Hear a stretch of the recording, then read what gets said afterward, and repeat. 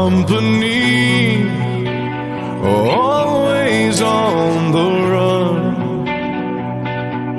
A destiny, oh, it's the rising sun.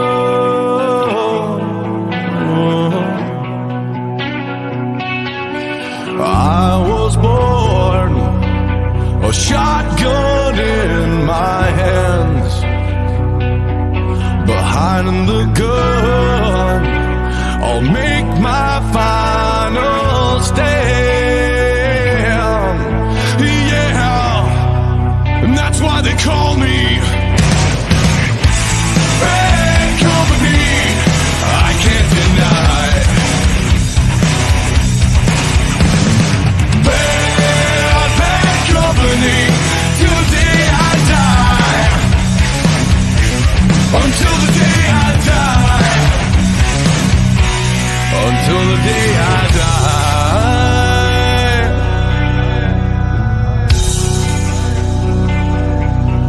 Rebel souls, deserters we've been called.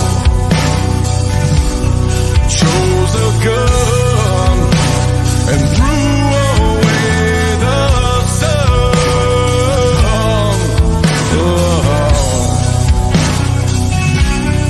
Now these towns, well, they all know our name. The death punch sound is our claim to fame.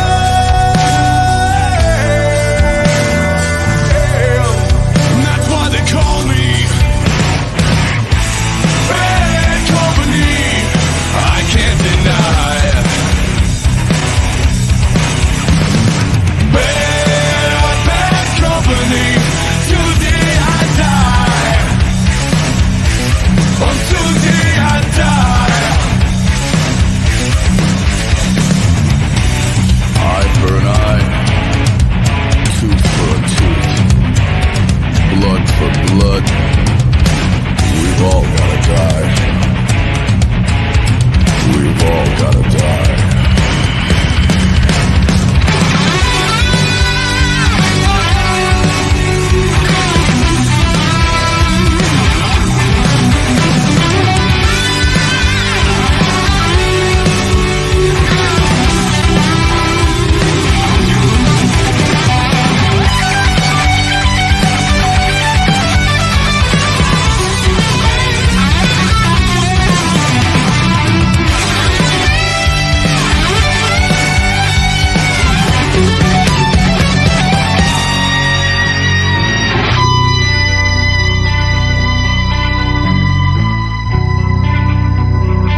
And that's why they call me bad company.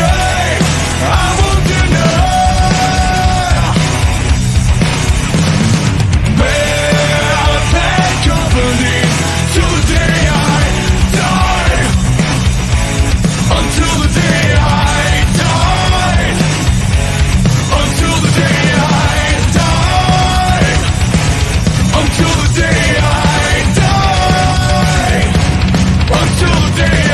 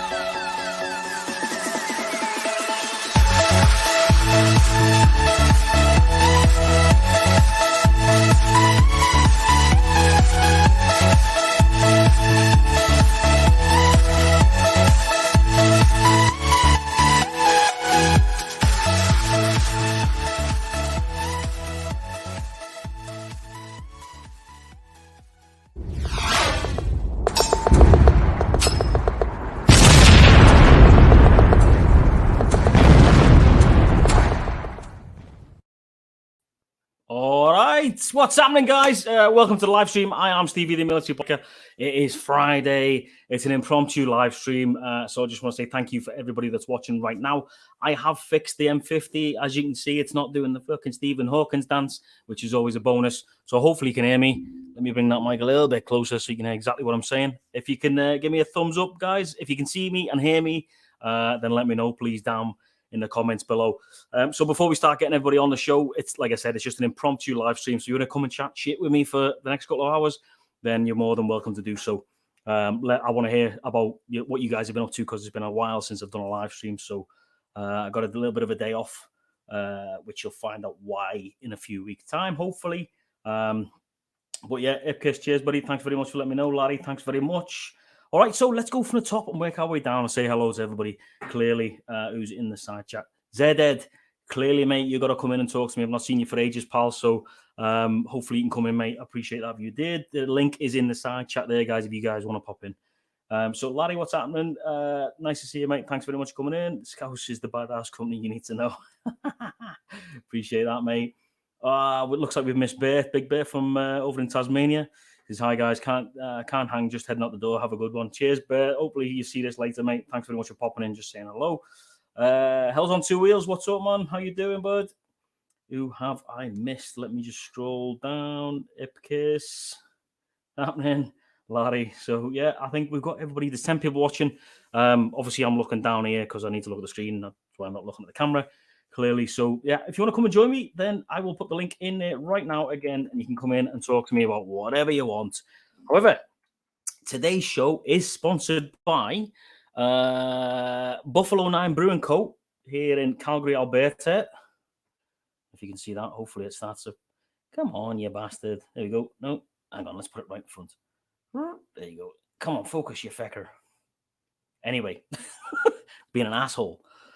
So it's like I said, the show's sponsored by not really, but fuck it, Buffalo 9 Brewing Co. And this one is the Pedal in the Atlantic. All of their stuff, all of their brews, beers are all military related. So yeah, up my alley, obviously. So this one is a Pilsner, and it is 5% volume, 5% on the old bevy. And as you can see there, look, it's got a picture of a ship, and each one of the cans, which is I think is awesome, has a story on the back. So each one of the cans or the different types of beers has a story of why, it's called the Pedal or whatever. But yeah, I thought that's pretty cool. So cheers, everybody. Thanks for coming in. Been a while since I've seen you. I appreciate you all for watching. Oh, that's good, man. That is really good. So, Zed, come on, bring the bookie. Get in here. Who's emailing me? Moment, senors. Let me just see how the old thing is going. I tagged a few people. If you wouldn't mind, tag a few people. Tell them we're live. Come in and join us. Punkster, what's happening, man? How are you, bud? Nice to see you. Links in there, mate. If you want to come in and chat to us. So what have I been up to? Just while we're waiting for people to jump in. As you know, I've not been live for quite some time now. Job, moving house, all that sort of stuff. Shoot, I've done 12K months. 12,000 Ks in a month. Holy shit, dude. Wow, that's mint. And also, I took part in, as you've seen, the first part of the series, the Roland Barrage, cross country from one side of Canada to the other. I didn't do the whole lot. Obviously, I just did one little snippet in an amazing ride, and it was an amazing ride. So if you haven't seen part one of the Roland Barrage road trip yet, please go check it out. Excuse me, on my channel, on the road trip videos or motorcycle road trip videos, you'll find it in there. Trust me, it's epic. Right now, it's under a 4-part series. Part 1 has been released. Part 2 will come out on Tuesday, and then every other Tuesday from there, part 3 and 4 will come out. And then obviously once all 4 parts have been released, I will then release the full feature length hour and whatever documentary of the run. So yeah, it's going to be awesome. It was awesome. But yeah, you know what my road trip videos are like, guys. If you've seen them before, you'll enjoy this one as well. So does anybody want to come in and say hello? Otherwise, I'm just sitting here waffling shite to you lot at home, which is never a good thing. Listen to me talk. So, oh God. So yeah, it's hold on, what's going on? Did I miss the 5M Gadesh punch? Wibbly wobbly Harley boy, the man with the greatest fucking internet name ever. Yes, mate, you You missed the 5 minutes, mate. You missed the finger death punch. But come on in. Come on in, man. Come on in, talk to us. No while since I've had any Brits on the show, because obviously working and stuff. So yeah, come on in, man. Don't be shy, shows your pie, as they say. I'll be on soon. Zed says he'll be on soon. He's just getting the bookie on the go, no doubt. Basic Bikers, what's happening? How's it going? I hope everyone's well. Doing good, man. Doing good. Nice to see you.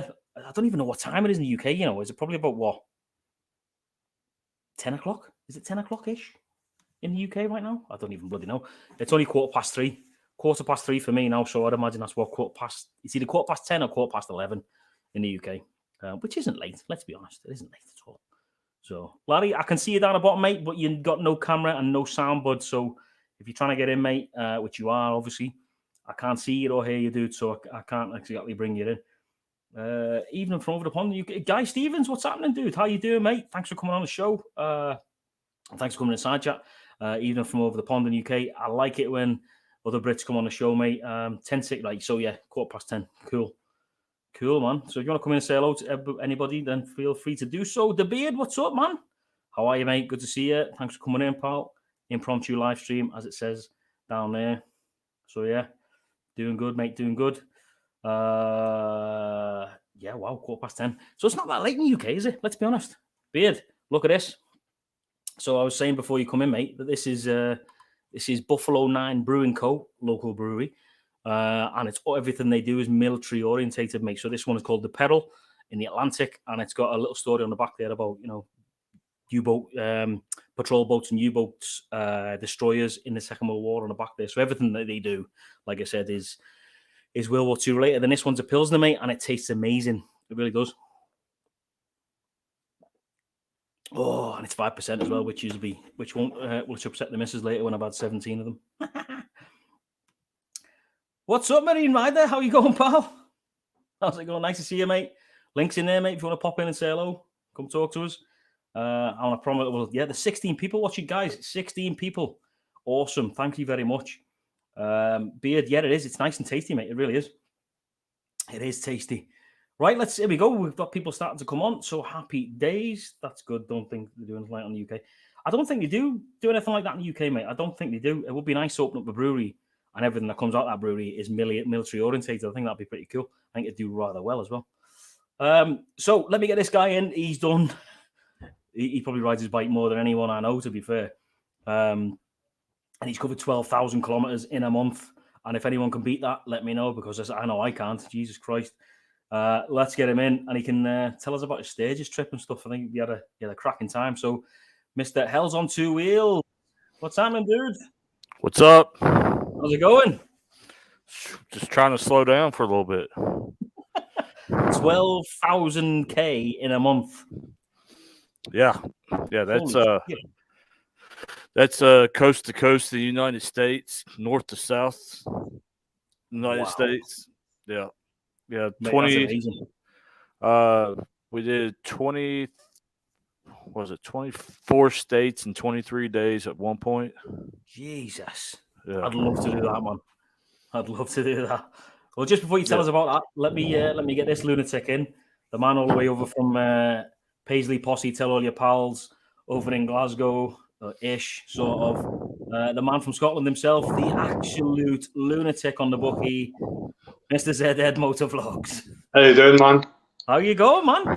I don't. Can you hear me all right? Hi, sound mate. That's cool. Can I hear you? Things? Good, mate. Good. I'm starting to look like Zed now. Look at this. I know you're getting there, buddy. You're getting there. Hey, not long, lads. Not long, and I'll be able to join the Beard Club. So I'm looking forward to that. That'll be good. So yeah, Zed, but obviously you just heard there. We talked about the Hell's on Two Wheels about his coast to coast jobbing on that. That must have been amazing, mate. Is that the first time you've done that, Hell's, or you've done it before?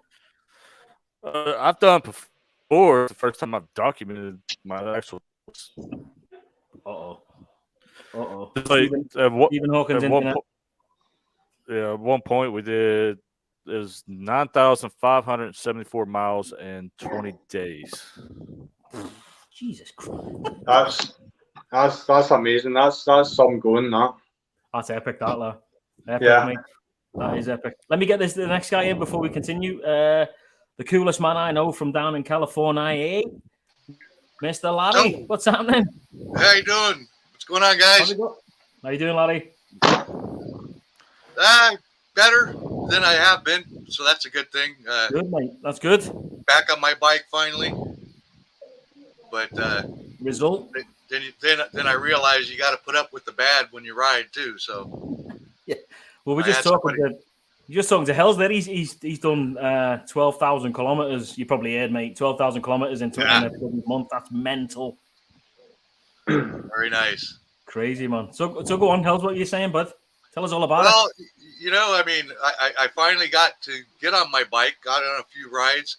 We had what was called Born Free, which is a bike builders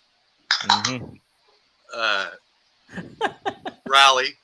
And I spent 2 days just checking out some gorgeous builds from guys all over the country. Got to see a couple of some YouTubers there. Nice. But I almost didn't make it, man. Guy road raged, tried to take me out on my way there. What? Yep. Holy shit. Came man. at me 4 times. Do you carry, Larry? Do you carry a gun with you when you ride? I don't, but I tell you what, after the second time, if I would have had a gun, he wouldn't have got a third and fourth chance. I was going to say, because that has a sort of big advantage, really, doesn't it, down in the States where you can legally carry. Well, you can, but you have to, in California, you have to have a concealed carry permit. Yeah. They don't really even issue open carry in this state. But I was What in about the process of doing that when I screwed my back up, so I never finished it. Fucking hell. And, you know, I had just got back on my bike. It was 2 weekends ago. And I don't know why, but for whatever reason, I had to change my route. Because I was going to get a gas station and then jump on the freeway. Well, for whatever reason, the gas station was out of power. Right. So I changed to another gas station, and it's like, well, now I'm in between. If I backtrack, you know, I can just go straight there without taking the freeway and get there in the same amount of time. So do I want to backtrack and take the free? I wish I would have backtracked and took the freeway. So what exactly happened? What, did he try and run you off the road or what? What went on? Yeah. I came up to a light. I was sitting at a light. The light turned green. I started to accelerate. At right about as I'm getting through the intersection to the crosswalk, I hear a car horn honk. And I should have listened to my instincts and just hit the throttle. Yeah. But because I thought there's an accident. Somebody ran a light, you know, and they're on my right side, there's going to be an accident. Yeah. And I didn't. I turned my head just to see the car coming at me. Now, luckily, you know, I was just changing to second gear. So I just pulled the clutch in and there was, of course, an island on my left. I was in the left lane. And I got all the way over to the island as far as I could. And he passed in front of me. And I thought he was going to continue on. I thought, okay, great. I missed the accident. Yeah. And as I started to accelerate, I noticed he wasn't accelerating. So something in my head said, watch this guy. And about the time I started to catch up, he came at me again. And again, I was not up to speed yet. You know, I'm still only going 25 miles an hour, probably, you know, changing to second gear or whatever. Yeah. And so I stopped again. And he came at me a third time, and I ended up, now there was no island, so there was an actual median in between the 3 lanes going my direction and the 3 lanes going the other direction. So I'm in the median, and he's about 50, 60 feet in front of me, and he threw his reverse lights on. Oh, man. I had to go to the opposite side of the road, going against traffic on a left-hand curve, not being able to see cars, to get and put vehicles between me and him so that I could merge back over. And I tell you, man, I probably needed a new pair of shorts after that. I was going to say, but you absolutely Because, shit your yeah, pants. I literally, and he was screaming at me. I'm like, dude, I don't ride. I don't know whatever pissed you off, but I don't ride that way anyway, So what? So I thought, you know what? Is it even worth it for me to go to the bike show? Because this guy could, because I got off the highway and into a parking lot, and I parked my bike. So if he came at me again, he was going to have to hit a car to get my bike, thinking he's still coming after me. What was the outcome? What's going to stop him from meeting me farther up down the road? Well, what was the outcome, Larry? Did he fuck off eventually, or did he leave you alone? When I got into the parking lot, he just pulled a right and took off. Yeah, but like I said, I think what's going to stop him from going up? Because I stopped. I called my wife and said, "Look, I just had, an experience. It's not the first time I've had, but not being on my bike for 6 months, the first time I had to go through it in quite a while." Well, exactly. You've not been on your bike for how long, and that's the first sort of experience you have when you get back. Yeah, that's going to put you off for a while. Eh? Yeah. So. The only reason, nobody was getting on, I figured I wanted to jump on and tell you guys, ride safe, man. Watch out for these guys, because definitely they're out for guys on bikes, and I realize I ride my bike safer than I drive my car, and I don't drive my car, but you realize, when I got into the canyons on my way to the event. Where the guys that are going on the wrong side of the road when they probably shouldn't, they're going way over the speed limit. These are probably the guys that have pissed him off, but he took it. He was trying to take it out on me, but Larry, even at that, no matter what a biker does, a car driver shouldn't be doing that. There's something mentally not stable with that. And that was the other thing. I changed my route for one, and when I went to get my GoPro and put it on, I did my 3M tape was coming off, so I didn't have my GoPro on. If I'd have had my GoPro on, I would have had his license plate and I would have had his face because he was that freaking close. But you know what? I think this is a sort of common theme nowadays, and I think that's why most of us now, when we go out riding, we just press go, just press record and away we go, because there's that many dickheads on the road that we're having to do in a position where we're having to press record for our own safety, or for crashes, people being dickheads, blah blah blah. I think it's a sorry situation that we live in, to be honest. I mean, hell's dig in a bit here, mate. Obviously, you've just done 12,000 Ks across the country, in a month. Did you get anything like that on your travels, mate, or not? The farther west you go, the worse it gets. Really? Yeah. Yeah, I could only stand California for 48 hours before I was like, I gotta get out of here because I'm going to go to jail because these people are idiots in cages. Well, even my son said, "Dad, start carrying." I said, okay, then I'll be a felon. He goes, "I'd rather you be a felon than dead, Dad." And I'm thinking, you're only felon according to the government. This way, But there you go. Marine Riders, completely, obviously, tomorrow is obviously the 20th anniversary of September 11th, clearly. And Marine Riders saying that he's up to the Flight 93 Memorial tomorrow. Have fun. You'll have a good night. Obviously, going to get ready, man, for doing that. So, yeah, mate, Marine Rider, enjoy that, mate, as much as enjoying something like that you can, mate. But, yeah, I mean, I hope you have a good time. I hope lots of people turn up and obviously remember all the people that were on Flight 93 along with everybody else.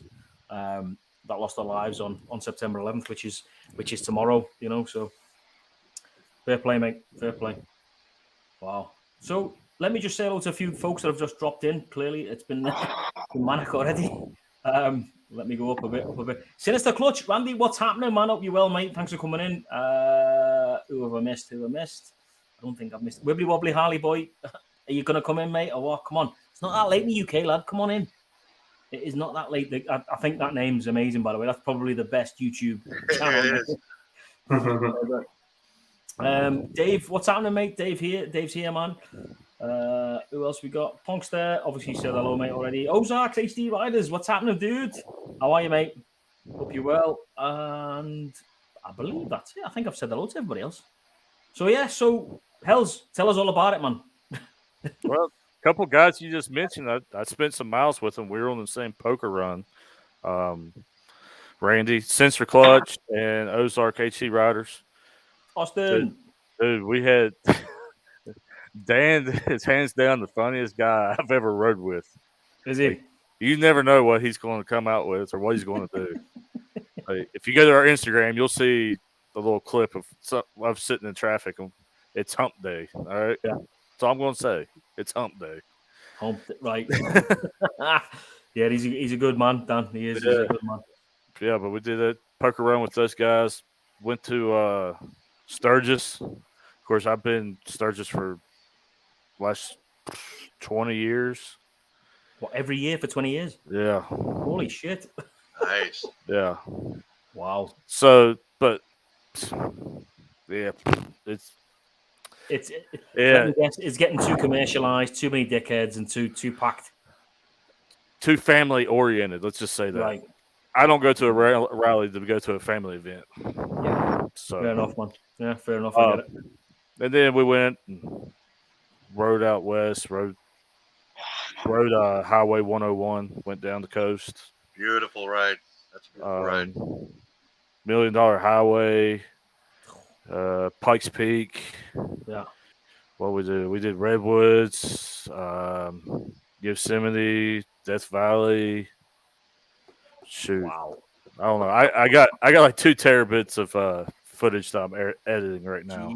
So like you've basically done every North American rider's dream ride there, like right there, mate. Easy. Yeah, I know. I'd love to go to Death Valley and stuff like that. Death Valley would be amazing to see. Well, that's what was funny is this past weekend we're sitting on top of Pikes Peak talking, and we're like, what we've done this year has been majority of a motorcycle guy in America. We've rode their bucket list rides. Yeah, absolutely. Sounds like it. Yeah, definitely. And my wife, she just started riding in April, and she's been right there riding with me. I'm like, you're a new rider, and you've already rode what guys have been riding 40, 50 years wish they could ride. Exactly, man. Yeah, precisely. That's so fair play, mate. That's an achievement, mate. That, and when you've got all the footage and you've snipped it all together, that's going to be amazing to look back at, in even a month from now, years from now. It's going to be phenomenal to see. Yeah. With our stuff, we're not the daily motor vlogger, whatever. It's more of, if you ever thought about going on a route or a road trip or something, you could go watch our videos. It's what it's about. Yeah, we're more about the ride than we are about all the other politics bullshit that goes on in the YouTube world. Yeah, well, that's good, man. I'll look forward. When's the first sort of installments coming out? Well, I don't know. I'm not rushing it because I want it to be really good. Like I'm not. Yeah, I'm not going to rush it and try to, slam out every week because I want every video to be good. But right now, I'm trying to finish out the Zion because we rode Zion National Park, which is another great ride. Yeah. That's where we're going to start at. So, wow. But it'd be going all winter because that's what I was sitting there thinking. I was like, dude, I got stuff for freaking 7-8 months of footage. That's it. Well, this is it, man. When the snow hits, there you go. You've got time to sit back, relax, and just you'll have a video coming out, every other week, every week, whatever you want to do for, like you say, for the next fuck knows how long. That's good. Yeah, and they're not done with our year. That's what's. Yeah. I'm sitting there like, we're not even done with what we want to do this year, and I've already got all this footage. Wow. So what? Literally 2 terabytes worth of footage. Yeah. Jesus Christ. Yeah. Wow. So what about Zed? Have you heard of any of these places? Obviously, being from Scotland, so have you heard of any of the places?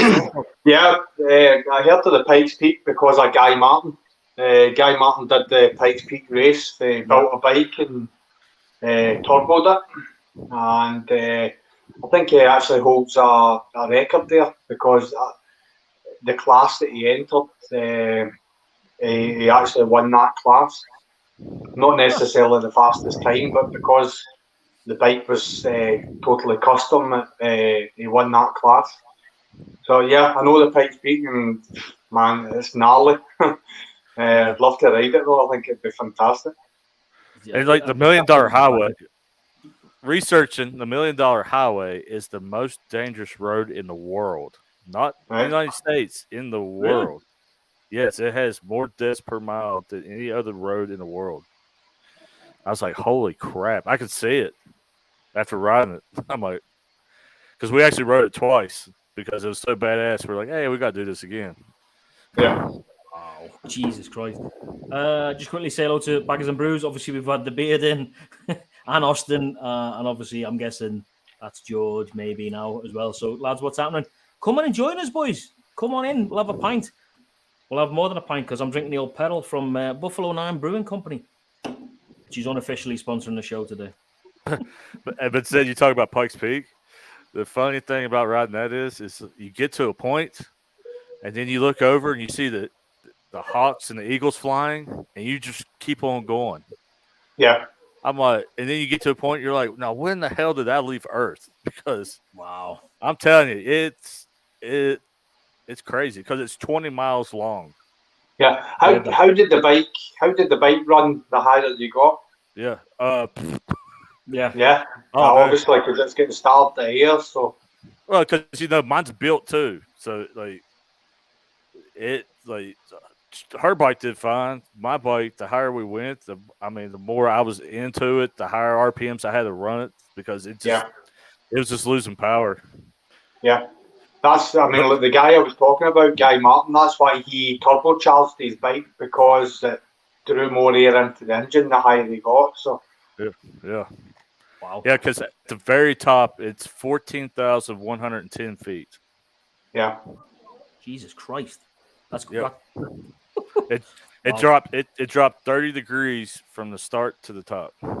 Yeah. That's mental. Well, that's crazy when you think about it. You know, people. I bet you those guys riding up there with t-shirts on and everything, freezing their asses off. Oh, there's people getting out of cars like, we don't know how the hell you're riding a motorcycle. We're scared to death to drive the car up here. Holy fuck! I was like, going up's not the problem. Going down is. Yeah, exactly. Yeah. Headed to dinner with the missus. All right, man. No worries. Cheers, bud. Thanks for popping in. Appreciate it. Enjoy your dinner with the missus. Enjoy the missus, if that's a thing. Is the missus dinner? Tastes great, but adds no weight. So am I the only one drinking here? I know, Zed, you've got the whiskey on the go, obviously, but I've got Glenmorangie on the go. Good man. And some cider as well. I was just finishing up my coffee, and I got whiskey, but I don't have any glasses out here right now. So. Just sticking your coffee, laddie. Fuck it. The coffee's pretty much done. Yeah, it's pretty much done. Get it in there, make it a what they call it, a fucking fireball. Get it in there. Jesus. So Zed, what's been going on, man? I've seen a few of your videos, mate. You've been up in the fucking Highlands-ish of around your neck of the woods, obviously. But how's it been, man, up there? It's been good. Obviously, when we've come out of lockdown, it's been really, really busy. I play lawn bowls, believe it or not, as well as riding my motorbike. Yeah, I've seen you. So I'm the president of the Johnson and District Bowling Association. So we've had a full calendar of bowls from when we opened up to the end of this month. So I'm trying to squeeze all my riding in amongst all of this as well. So I was actually away a camping weekend with the Basic Bikers, which was great. We camped for the full weekend, Friday night, Saturday night, back up the road on Sunday, and we did a southern 200 loop down the borders, which was brilliant. So. Can you two understand what Zed's saying or not? Yeah. Yeah. Bits and pieces. Bits and pieces. I do try and talk a wee bit slower, and I was gonna say I'm sober as well, which helps. Yeah, Jesus. Well, you sober on a Friday Yeah, night? yeah. You must have work tomorrow. Yeah, no, I'm bowling, Oh, can't be drunk bowling, man. You can't be doing playing a that. competition, so. You know what you should do? Just get absolutely blotto on the fucking on the bookie and just turn up tomorrow. Can you imagine that? Oh, yeah. Unfortunately, I would do if it was just myself, but it's a team event, so Okay. I don't want to let the other 9 boys down. Nice, man. Just for those that don't know what lawn bowls is, because obviously it's very much an English thing, that, isn't it? So please explain what for the guys that don't know what it is. Mate. Basically, lawn bowls, you've got like a 40-foot by 40-foot square lawn, like grass, and it's divided into 6 what they class rights, and each player gets bowls that have a natural bend on them. They call it a draw. They're weighted to the one side, and you play to a white, which gets thrown down the other end of the green, which is called the jack. So you play to a score, and it's quite highly competitive. I might actually do a vlog when I'm bowling one day and put it up on my YouTube. You should do, mate, because that'd be pretty interesting. I think especially for the guys in the States and stuff. I think they'd enjoy that. Definitely. Do you know what I remember was when with lawn bowls is when Borat went to play lawn bowls. Remember? Did you ever see that one when he went to play balls? Oh my god! I'll have to send you it, mate. It's hilarious. It's fucking brilliant, honestly. What's up? What's up, Deluxe Chimp, mate? How you doing? Thanks for coming in. There's a spot. There is at least 6 more spots available, guys. If anyone wants to come in and talk to us, definitely. I said, Ed, hang on, Basic Bikers. Here we go. I said about the explosion at the Basic Bikers weekend. What's that all about then? Well, first of all, it wasn't me. No, it's the Friday night. We'd all arrived. Obviously, everyone's coming in from different destinations, and I was working that day as well, so I was slightly later. Mark from the Basic Bikers, Chris was already down there, and there's another boy, he's a YouTuber from Scotland called Lockwood. He was down as well. So they had already set up, and then I set up, and then the other boys turned up slightly later again, and as the night went on, they get quite spirited. Right. And the people who actually ran the campsite, it was like a paddock for horses, so it wasn't a farm for like crops or whatever. It was basically just horses at the stable. So they laid on 2 fire pits, and one of the fire pits got lit, and we were all basically hanging about the fire pit. And one by one, because we had a big ride during the Saturday, so one by one we all started to sort of filter off to our tents, and I must have, in my mind, it was about an hour after I fell asleep. This God Almighty explosion. Now, bearing in mind, we're in the middle of nowhere. The Ailsa Craig is over in the distance with the sea, with nothing around us, and the explosion just reverberated around the whole place. Somebody thought during their drunken madness that it would be a wise thing to throw an aerosol into the fire. And they blew it up. But, so you can imagine the noise. Who done that? But the farmer came out the next day. No, I never heard that thing. It must have been the only one. Fucking hell, mate. I was going to say, is Kakubri up there by any chance? No, because like where we were was down the way. So we're near. It was Maidens, which is like near Gilvan, and then you've got Stranraer. That's got the ferry across the island. Aye. So so you're the opposite fucking side then. Yeah. We were sort of more southwest coast. As I say, it's like the Southwest 200 they call it. We did a big loop down the borders back up through the Galloway Forest. I was going to say, because obviously Kakubri, we've fired a few rounds from there, depleted uranium rounds, and they make a hell of a noise, mate. So that I was going to say, if they're anywhere near that, then that would have potentially been, obviously clearly not. So fucking hell. There is actually, like where we were staying, there's actually an old World War II airfield. Right. And if you actually look at it in Google Maps, you can see the runways. Really? And Donald Trump owns the golf course down there in Turnberry. Right. That makes me big That's where we are. DT. Big DT getting blazing in his fucking golf course, was he? We were red bombing them when we were driving by. Fucking hell. I believe he owns like a lot of land in Scotland now as well. Yeah, he's got another resort up in Aberdeen as well. But there was like the sand dunes that the golf course is actually built on are protected. Yeah. Oh, And they promised that the golf course construction wouldn't affect them in any such way, but believe it or believe it not, Donald Trump didn't tell the truth. There's a shock.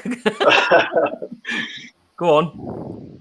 So basically the construction, there's been severe erosion of these dunes, and these dunes have been protected by the natural heritage of Scotland. Really? And they were damaged, but at the end of the day, he'll get fined and he'll pay it, and that'll be it. Wow, it's mad, isn't it? Mate, he's got fucking millions and millions and billions of dollars. Like, yeah, it is fucking $6 billion. Crack on, fix him, you know what I mean? But that's mad. At least you've had a good time, mate. How's the weather now up there? Is it turning yet, or is it still all right? Well, I mean, we were still 20. Well, yesterday we were 20. In the thermometer, it was about 29. Yeah. So it's kind of like an Indian summer we're having. Today it was a wee bit milder. It's about 23, and it's kind of sort of looking as if it's going to be thunderstorms. But we've not had a break in the weather yet. We've actually had it good for about the last 3 or 4 weeks. So it's been good. Wow, that's fucking hell. It sounds like my place, mate. Normally by now it's sort of getting into the fucking, the teens where it was 31 degrees yesterday. I was like, what the fuck is... Yeah. Global warming's amazing, man. I have no complaints, mate. It's good for the old biking season, that's for sure. It just extends it slightly, but... Definitely. Wow, fucking hell, that's crazy. Well, listen, if anybody else wants to come in and talk to us and tell us some stories and shit, then you're more than welcome to. Let's talk about your ticker there. My what? Your ticker about the PTSD, about supporting the PTSD. Oh, I wonder what you're on about me heart. I was like, well, you're on about me heart, me ticker. I was like, fucking hell. So hang on. Let's. The only reason I bring it up is because I'll be honest. I'm an Afghan vet. Well, we can talk about that. Several tours. What has happened is actually. I've been struggling with it the last few weeks. You're not the only one. You're not the only one. Definitely not the only one. Let me bring another guy in. Actually, who's the Punkster. I'm sure he's got something to say about it. So, welcome all the way from. I think he's up by Aberdeen still. Correct me if I'm wrong, Punkster. I'm sure you are, mate. You are. Yeah, here he is, the Punkster. How you doing, bud? I'm good. Yeah, north of Aberdeen. Way up there. Yeah. How do I feel about us handing Afghanistan back after all our guys died? Yeah, I'm pretty fucked off about it. Yeah. I don't know if I can say that. Yeah, I am. No, you can, mate. It's not good. You're not the only one. Yeah, no, I get that. And I didn't serve out there. I can understand anyone who did is furious, I spent years over there. It's fucking. Do you know what? It's almost. I think I talk about it briefly on the part one of the Roland Barrage thing, because that's what the Roland Barrage is all about. Is the PTSD, awareness and stuff like that. And I think I talk quite a lot about pulling out troops from Afghanistan, and we lost over 500 troops. I mean, I know you guys, obviously the States lost a hell of a lot more, but obviously we lost 540 something troops. It was for what for a 21-year loan. We kick these people out. We fight them. We fought. They want to kill us. We fucking slaughtered enough of them. We lost all these people, and then to be on the other, and fucking 2-3 weeks ago, we're looking at them face to face. They're doing security at the airport for us and for the Americans, and we're like, and we're just gone. Here's the country back, without a single fucking promise of we're going to come back and fuck you up. Nothing has been said. Wow. Nothing's been done. And I think it's a fucking disgrace. It just all those lives lost for what? You might as well just fucking spit on their graves, as far as I'm concerned. Here's the real killer, Steve. we just supplied our enemy with billions of dollars. Correct. Of We left military grade equipment. So now they don't have 60-year-old SKSs. No. They got top of the line military grade weapons, night vision, tanks, planes, mortars, everything. We gave it to them. Yeah. Gave it to our enemy. Just left it And you behind. want to talk about feeling like your government just abandoned you? They abandoned every citizen of Afghanistan, and they abandoned every citizen of the United States and our allies. Yep, I agree, mate. And do you know what made me cringe the most was how quick the Afghan forces just capitulated, just fucking fell apart after all this time. 21 years of training these people to be. It was happening while we were there. Well, exactly. Mate. I watched it. Yeah, I had to threaten them that if you run, I will shoot you. You won't have to worry about them shooting you. Yeah. Because that's the way they were from the very, very beginning when we were training them. They were scared. They would not fight. No. But yet we kept doing it and doing it and doing it. We're like, dude, these guys aren't worth a shit. But they're like, oh, you gotta do it. Like anytime, it was the same story in Iraq. Same story in Iraq. Like anytime they would do it to a mission, it would go to hell in a handbasket because they would get scared and run, drop, whatever. Yeah. And then we'd have to come behind them and take care of it. It was never going to work. It was never going to work. But I did think, if I'm honest, I thought to myself, they're going to last a little bit. But I was extremely surprised at how fucking quick they just fell apart. I'm not because I saw it happen while I was over there. Like, I saw how they were. Yeah, we've all seen it, mate. We've all seen how they are. They're horrendous. But I did think they were going to last a little bit longer than what they did. But the thing that troubles me is we spent years working, dealing with what we did, and finally come to justifications with it.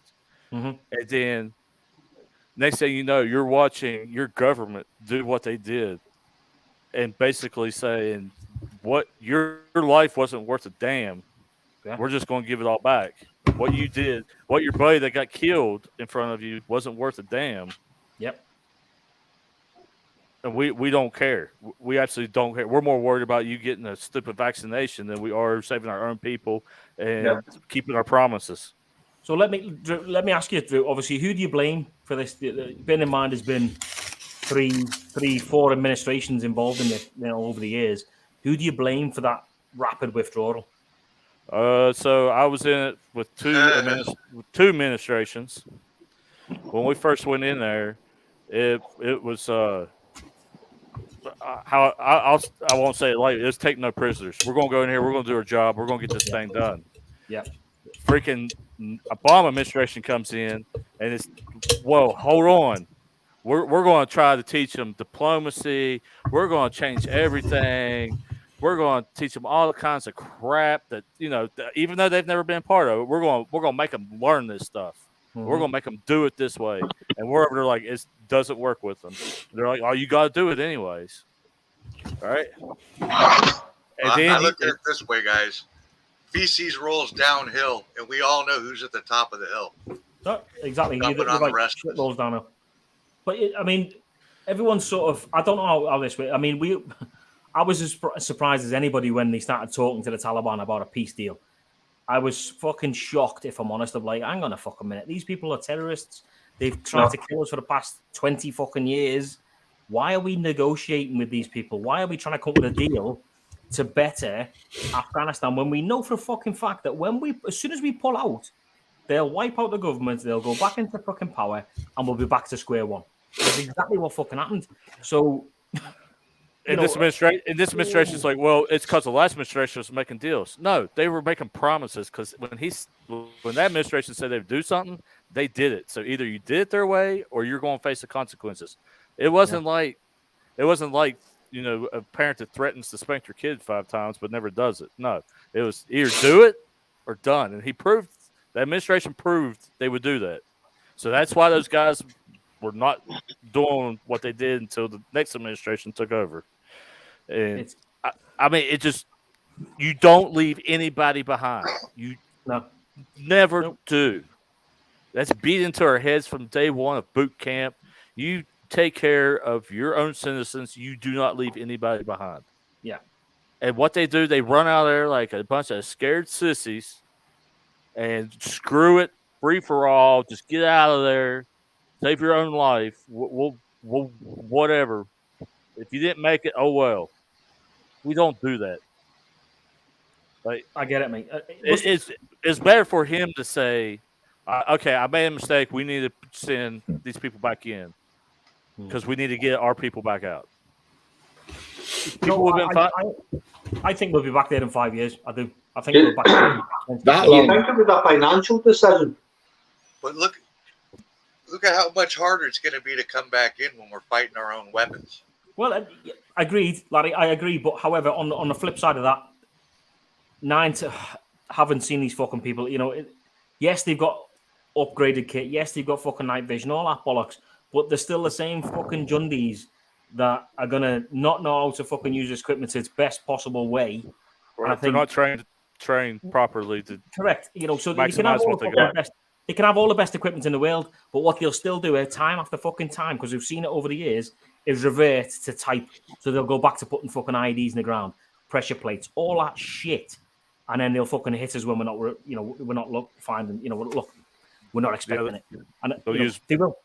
women and children as shields and all that bullcrap they used to do. Yeah, exactly. If they fight us in a conventional war, fucking Taliban on, ISAF forces, they would lose all day, every fucking day, as we've seen when we fucking first went in. But, they'll revert to type regardless of what they've got. If we went back in there, the fucking, all of the APCs that they got would be wiped out inside fucking 5 minutes by air power. All the fucking helicopters would be shot out the fucking sky by air power straight away. So they'd be wiped out and they would revert to fucking type. Personally, that's what I think would happen. Yeah, but the problem is now they got a little confidence. They're going to come. They got a little confidence. They're going to come. They're not going to be. It's certainly going to be the walkover, that they were to begin with. But they'll use the kit that they've. It amazes me. It fucking amazes me that the amount of kit that we just left behind. Oh, we didn't know they were going to, take over the country that fast. Bullshit. It's been coming for fucking years. Yep. I think it's funny. You get reprimanded by not bringing back the proper ammo count from coming off the range, and you'll get just slung through the mud over it. But yet they leave all that behind. Like, dude, I've got more trouble over one bullet than. Mm-hmm.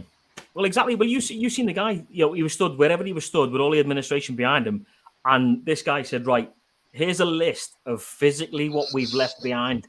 And he reeled off this fucking list from hell. I was like, "Oh my fucking god!"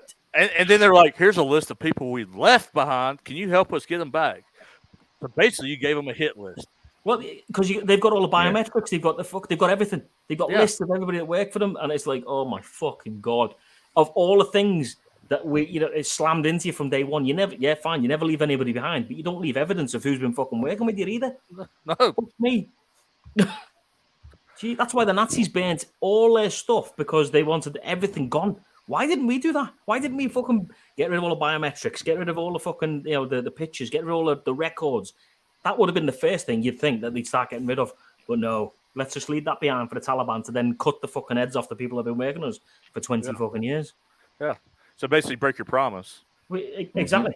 We can only get a certain amount of people out, and we only got a certain amount of people out in the time frame that we had to do it. But here's the fucking thing. How long have they known that this was going to happen? So that, we only knew like 2 weeks in advance. Bollocks. Why haven't you been transitioning these people out of the country for months? What do you mean that CIA got their guys out like 7 to 8 months ago because they knew crap was coming? Yeah, precisely. Scouts, I know that you're a big World War II military historian. Do you know when they started planning the withdrawal of our troops from Europe? What, in World War II? From World War II. Go on. December 8th, 1941. Doesn't surprise me. That's when they started planning with the withdrawal. Crazy. The same day they announced we were going to war, they were already making plans for the withdrawal. And they amended those plans for the entire war until the war was over. And then they brought our guys home, and even though they did leave equipment, they took the guns out of the equipment they left. Yeah. Before they left. Well, this is where all that shit was done, started planning the day we declared war. Correct. And this is where it's gone wrong. They had 21 years, not 4. There's been no plan in this last 21 fucking years. There's been no plan to withdraw. Nothing, as far as I'm aware. And you can it's plain as fucking day that there's been no plan to withdraw because of what just happened. If there was a plan to withdraw, they would have followed it to the fucking T, and it wouldn't have gone as bad as it. I mean, fuck me. A suicide bomber managed to get into the internal fucking inner security sanctum and took out 13 fucking US servicemen, for fuck's sake. What do you mean? While I was over there, they do that. They get in the chow hall. Yeah. Shit, I almost got blown up twice because of a fucking chow hall. They get on base, they fucking blow up the chow hall. They've blown up the fucking front gates. They try to blow up through the fucking fences. I mean, these guys do not care. Nope. Sneaky bastards. Yeah. But, you know, what amazes me was we're fighting these people 1 minute, and next minute we're sort of trusting them with the outer security circle to get into the fucking... I'm like, oh my fucking God. Who is in charge of this shit? Right, Taliban, if you take the outer circle, we'll take the inner circle, and we'll deal with that. No. I mean, hell, next thing you know, they're going to be like asking the cartel for fucking security at the southern border. You know, I mean, it's the same concept. Yeah, exactly. Cartel will build the wall. Yeah. Crazy. Hey, I know you guys do all this, but can you guys also secure this border for us while you're at it? Yeah, exactly. It's the same concept. Like, wow. Buffalo, what's happening? JT, what's happening? Evening, guys, or afternoon, whatever it is that you are. There's loads of spaces left, guys. If anyone wants to come in and talk to us, we're on the old premium version of StreamYard, so we can have a couple more blokes in until I lose my job. Anyway, I need a top up, so I'm going to mute myself. I'm going to have a top up. I'm going to have a slash. That's code for piss. And then I'll be back in 2 minutes. So crack on, boys. Talk about whatever you want. Adventures of the Bearded Bobber. Holy fucking Jesus. It's been a while, mate. How are you, pal? Wow. Well, yeah, I'll be back in 2. So, Zed, your IC show. Go. Plumster, how far up beyond Aberdeen are you? About 30 miles north. Right. My brother, my older brother was in the police, and he stays in Mintlaw. All right, and he did 10 years service in Peterhead and 10 years service in Fraserburgh. Yeah. And he actually played for Cruden Bay Juniors as well. Okay. I mean, I go from Mintlaw all the time. That's kind of out of my country roots. Nice. Little farming village. Well, I struggle to know whether they're villages or towns. They're kind of big villages, small towns, you know? Yeah, I mean, God, I remember Mintlaw when it was half the size it was now when my brother first moved up there. You blinked and you were out the other end of it, but it has grown a wee bit since. A lot of new houses, lot of people moving to the country again. So that's right. You know, they're growing. But I ride through there all the time, and it's a lovely neck of the woods up that way. It really is. Yeah. Obviously, in my job, I worked with the police almost on a daily basis, and I've had umpteen meetings at that cop shop in Mintlaw. You probably know my brother. Then. I probably did. Yeah. So you quickly forget, you know. It's been like 2 and a bit years, and you know, you start to relax. Yeah, no, absolutely. Well, my brother's been retired now a year and a bit. Yeah. He's been away and not missing it in the slightest. I mean, you miss it, but he would have been the same as me. Our pensions were in shit creek, and we were all. If he's retired in the last kind of year or so, he'd have been in the group of people that were worried about whether his pension was safe or whether he would end up having to work longer. Yeah. And there were a lot of us in that boat. About 5-year period where we were uncertain whether we were going to have to work another 10 years. Yeah. Which wouldn't have been the end of the world, but when you were told all through your career your pension matures at 30 years, to be expected to work another 10 would have been a kick in the balls, to be honest with you. But So, you know, he was quite fortunate in the sense that he was one of the last batch that got the heavy subsidy on your mortgage. So my sister-in-law was also in the police. She did child protection and also firearms. Oh yeah. So the two of them basically had their house in mint law, and they were getting a double subsidy on it. All right. Through the police, you know. So I mean, it swings and roundabouts for them. I mean, when my sister-in-law fell pregnant, she left and she joined. She actually works for Aberdeen Sheriff Court now, child protection. Yeah. So she's a liaison officer. So it's like it's all changed. It's all, and he was really worried about what was happening in his pension. Yeah. That's the way it always is. It was silly little things that crept in. Initially, it was meant to be tax-free lump sum. That was the deal. When we joined, you know, in the 80s, that was the deal. And then it crept in. First of all, they said, oh, you know, you are going to get taxed on your pension because it'll be classed as an income, but you'll get your lump sum tax-free. And, about 2 years before I was due to retire, they moved the goalpost and they went, yeah, we are going to tax your lump sum. And it was a significant amount of money. And just like, the fire brigade, did they just keep it regionalised, or did they centralise as well, the same as the police? No, I mean, we were one service in Scotland. They amalgamated not long after the police became one as well. And the pensions were always, even though we were all different brigades around Scotland, the pension was always the same pot. We had one independent organisation that ran our pension. So it wasn't a big deal for us when we went to a single service. I think with the police, it was a bit of a clusterfuck at first, the way they had to arrange it. But the fire service always was one pension. And even with me, I started off in an English brigade and transferred up. My pension was still in the pot, effectively. It was the same pension, just moved.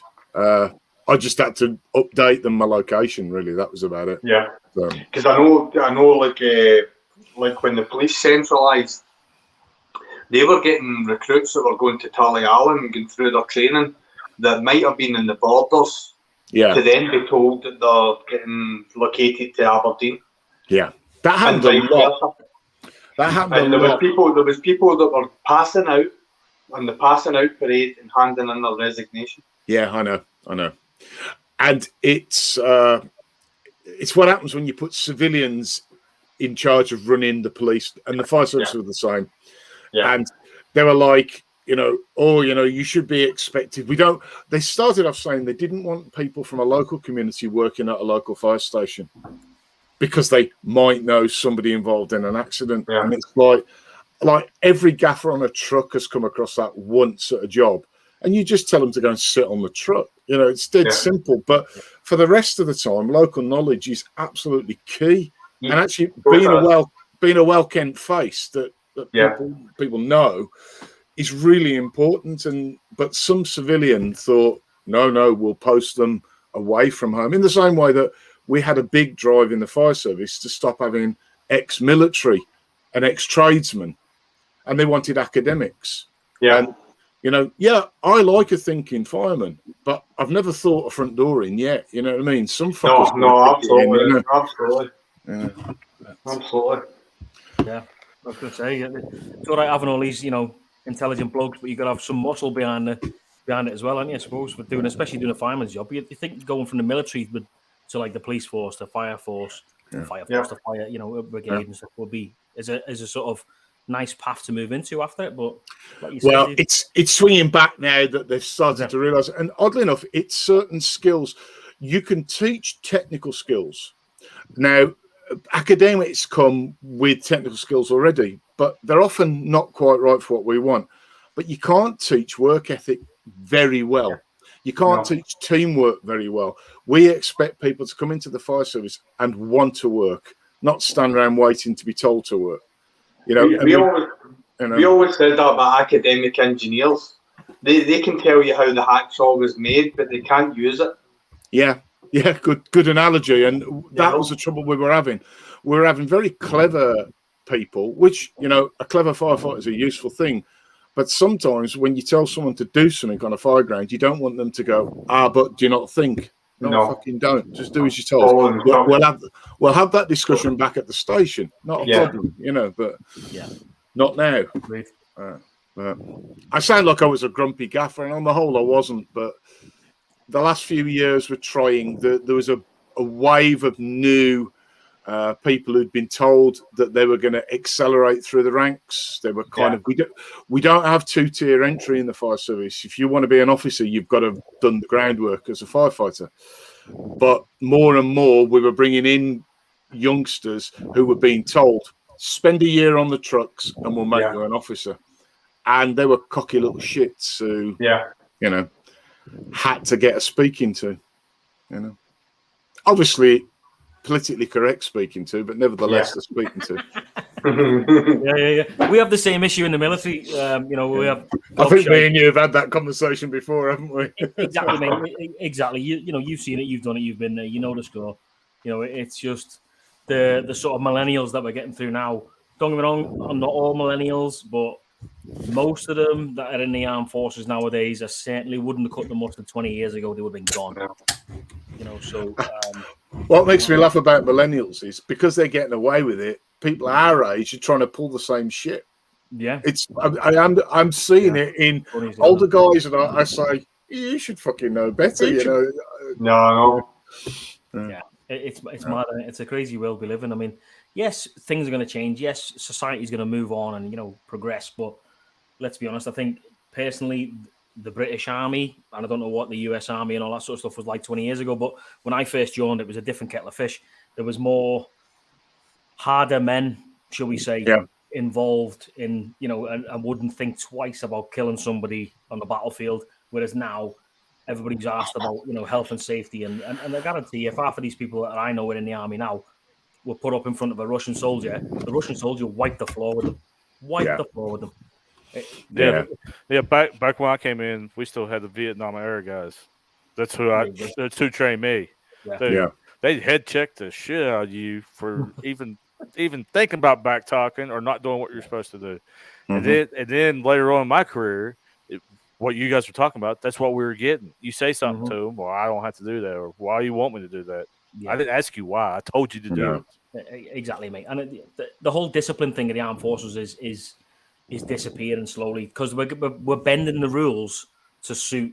We're bending the rules to suit the minority, not the majority. Yeah, never. We should never do it. I mean, the thing was, I never ever ordered somebody to do anything until my last 2 years of my service, and up until that point, I'd always just asked people, and because they were workers, they just used to go and do it, you know, and it was never an issue. They just accepted the fact that you were the grey old fucker who was in charge, and they just did it. If they didn't agree with you, then we've always had a protocol on fire stations. If you have an issue with something the gaffer's done, you go and knock on his door on a night shift, and you go in his office and you talk about it. Yeah, absolutely. You know, it's always been a fairly, I don't know, democratic sort of thing. A watch is a kind of tight-knit thing, and if people have got beefs, you did talk about it, but not on the fire ground. Never, ever on the fire ground. No. It was, you know, forbidden, but no, they would argue the toss. But yeah, no more four-wall meetings with these guys. I can say that. Well, this is it. You know, when I first rocked up, and there was even harder men than me, you know, saying, right, if you're not going to do that, round the back of the tank. I think the old saying was ag eye or black eye. You know, let's go round the back of the tank. We'll sort this out. And I'm like, lucky enough, I was never in a position where I got dragged around the back of the tank. But you know, and that sort of followed on. So I learned that from them, and they learned that from somebody else. And it was just almost like, you know, this is where we're going. This is the learning curve. This is, you know, passed on from generation to generation of soldiers. And now we've gone to a certain point where we're going backwards now. It's going back down. And it's more like it's a snowflake generation that we're having to deal with in the armed forces. It was the back of the tower on a fire station, because every fire station had a training tower. Yeah. And you would say, go and have a conversation with the subbo at the back of the tower. Yeah. Subbo would go and give him some counselling, and they'd come back smiling, and everything was great, you know. And exactly, mate. And there was no grudges then. Nothing was. Well, it was done. Everybody got on with it. Yeah, it's like the old it. saying: "What happens in the mess stays in the mess." You know, and that was always what something. Certainly, my regiment would stand by. You know what I mean? If you had a drama in the mess, or for instance, the RSM got knocked out by a young sergeant, it would go no further. It would always stay in the mess. There wouldn't be any shit afterwards, and you know, it was dealt with there and then. But yeah, don't get me wrong. Let's be honest. In the last 20 years, we've fought 2 wars, frontline wars, bad wars. So the young lads that are, you know, have come in and been sent to Afghanistan, Iraq, and you know, and some of them, most of the boys that have been abroad and you know fighting these 2 wars we've been fighting for the last 20 odd years are hardened soldiers. You know, they've probably seen more action than the likes of the lads that were in 40 years ago who just dealt with, you know, being I got posted to Germany, I was there for 20 years, I didn't do much. Whereas you got young Northern Ireland was the most dangerous thing you did, wasn't it? Exactly. Yeah. So you know, don't get me wrong. Some of these boys that are coming in and have come in and have been to tours of Afghanistan, been on tours in Iraq, are hardened soldiers. You know, and going back to what we were talking about before, we're seeing the aftermath of that now with PTSD massively because it's more been brought to the forefront now than it's always been there since every soldier's absolutely hundreds of years ago. You know, but it's been given a name now. And years ago, in World War I, it was called cowardice. The shell shock troops were shot on the front line because they were that fucking scared to go back. They were shot for cowardice. Like, you know, so because we've given a name, I think it's become more prevalent and more sort of acceptable within social outlets. That, you know, actually, it is a thing. You know, so did a charity run to, I don't know if you've ever heard of Stevie, Hollybush House in Scotland. It's a charity that's run by Stressless. All right. Which is a military charity, and it's for PTSD, people, like soldiers that are suffering from PTSD. Nice. And 2 of the boys that I ride with are ex-military, and they arranged for us all to go down there, and it was such a powerful thing to go down, and we went down in a whole. There must have been easily 200 bikes there, and we did a charity to like 21 press ups in 21 days, where we did that in the lead up to it, and we did the final set of 21 press ups at Hollybush House, and one of the patients actually came out and bought every single person that was there on a bike a Stressless patch. So we've all got a patch, and he bought them, and it all went back to the charity because he was just overwhelmed that we had done that for him. That's gleaming, mate. Do you know where the 21 came from? Do you know the 21 press up thing or the 21 sit ups things or whatever comes from? Do you know where that comes from? So I'd just say quickly, bye to Chim. See you, Deluxe Chim, mate. Thanks for popping in. That actually comes from America. Because you know, Hells will tell you. Obviously, it started with on the average 21 veterans or serving soldiers. Sorry, 22 would do it. A day. Yeah, a day. So that's where it comes from that sort of thing. But yeah, 20. I think you guys have got 22, haven't you? The charity 22, which is obviously where it comes from. And it's spiked big time over the last few weeks because there's a lot of us like me that's dealing with a government that's just like, you guys weren't worth the shit. So there you go. See you, Ozarks, mate. Take it easy. Thanks for coming in, buddy. Take it easy. Bye for now. But I don't know if you guys can read it, but I ride around with this on my hand. IGY6. I got your 6. Brilliant, man. What's the story? I got your 6. Got you. Nice. Because I've had to, while dealing with my own struggles, help saving guys that deal with their struggles that's even deeper and darker. So I ride around to remind people that you can't see it on the outside. These guys have done a lot, and most of them do a lot of good community stuff, but they're still hurting. So you always have to be there for them. Always have to remember to be a little more compassionate if you meet a grumpy asshole veteran, because they might be dealing with something, but they're not going to talk about it. Yeah. So that's my reminder of the people I've lost, what I've dealt with, and the people that I've helped. So I put that on my hand and I ride with it all the time. You know, it's interesting, and that's awesome, mate. That's a good way to, you know, remember things. But do you know what I did bring back from that rolling barrage was we were in Jasper, which is in the middle of the Rocky Mountains in Alberta, and every morning on the rolling barrage they would dedicate that part of the ride to somebody who'd either lost their life through PTSD or, you know, recovered from it. Right. And to sort of put it into context for Punkster there, the guy that got up the guy that got up that morning was a guy from Calgary Fire Service. Mm-hmm. And it sort of hit me that, you know what, it isn't just us military guys that are dealing with this. It's you know, I'd always sort of, it'd been there, but I would always focus more on the military guys being military and all that. You know, I would actually focus more on them.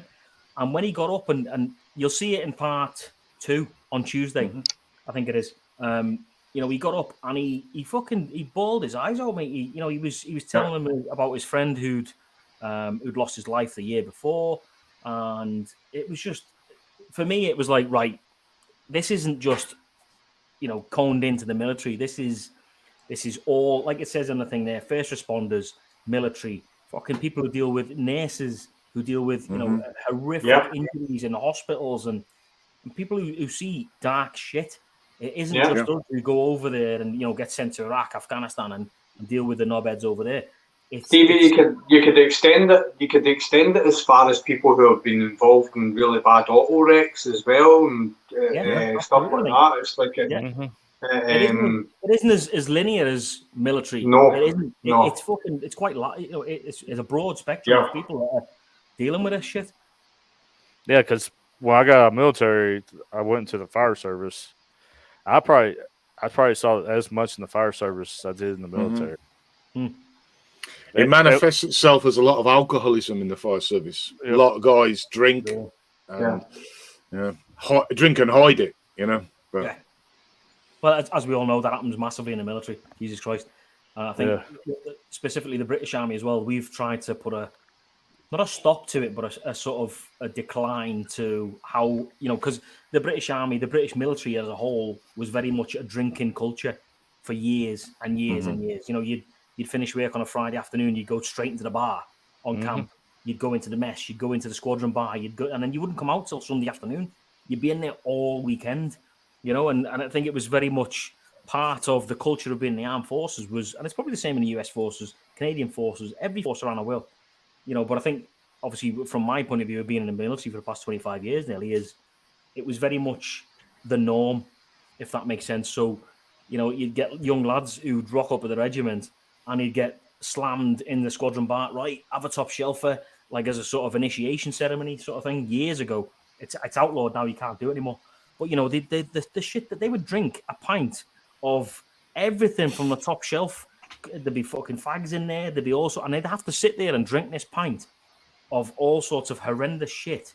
You know, I'm talking spirits like whiskey, fucking vodka, all in a pint glass. And if they didn't do it, they were, you know, classed as a fucking asshole or weak or whatever. So these young boys, some of these boys hadn't drunk before in their lives, and they were thrust in front of all the old sweats. Right, lad, you're new to the regiment, you're new to the squadron. Here's your top shelfer.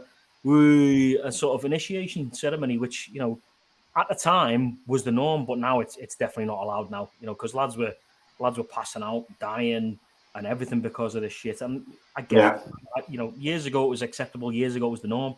Nowadays, absolutely not. You know, so hell, we drink all night and still show up for duty the next morning. Yeah. That's the way the culture was. Yeah, absolutely. You know, I was in Germany for 18 years, and like I said before, we'd finish work on the tank park, we'd come back to the block, but all our squadron bars were underneath the blocks in Germany. So you wouldn't even go to your room. You'd be in your green kit, your coveys, and you'd go straight down the stairs, straight into the squadron bar, and you wouldn't come out of that fucking squadron bar sometimes till Sunday afternoon. You know what I mean? And because the beer and the shots were so fucking cheap, sometimes you'd go down there. You come back up, you get a shower shave, you get your dancing gear on, and you go and hit Hamburg, Bremen, Hanover, Berlin, Amsterdam, you know, and then that was every weekend. Every weekend was the same. It was crazy. I winced when you said Hamburg. Yeah. The barn, the Reaper barn. Yeah. Did Salto Luneburg, and then we decompressed in Hamburg for a while. Oh. Yeah. Best to forget those days. Mate, I spent many a Friday night, Saturday night in that place. And just, if you can imagine, for those that you know Amsterdam, you know, the red light district in Amsterdam and stuff like that, imagine it being 20 times as lewd and 20 times as dirty as Amsterdam. It was just, it still is. It's still there. You know what I mean? The place is still there. I remember going to a bar. My mate Scooby is his name. Grew up with the lad through training and stuff like that. Sorry, the regiment. And he said, right, come on, we're going to go to this. And my missus was my girlfriend at the time. And she was over. And we all went as, you know, couples. He said, right, we're going to go to this bar. It's called Rasputin's. I was like, all right, cool, sound, happy days. Let's go there. I walked in. I thought, some of these beds are a bit ugly. I was like, But, you know, you just thought of, you know, it doesn't enter your brain. Or you just like, cracked on drinking, blah, blah, blah. Turns out, man, it was a transvestite bar. Full on tranny bar. I was like, oh my God. I had to leave. I had to, because I was, you know, I was what, 20, 21, 22 years old. I'd never seen anything like that before in my life. I was like, what the fuck? Straight out, mate. I was gone. But, you know, yeah, donkeys having sex with women, and it was just fucking crazy. Crazy. The night, Wibbly Wobbly. See you, mate. Thanks for coming in, bud. Appreciate it. And Hollow's popped in as well. Hollow, what's happening, dude? But yeah, it just, Hamburg, mate, is one bad play.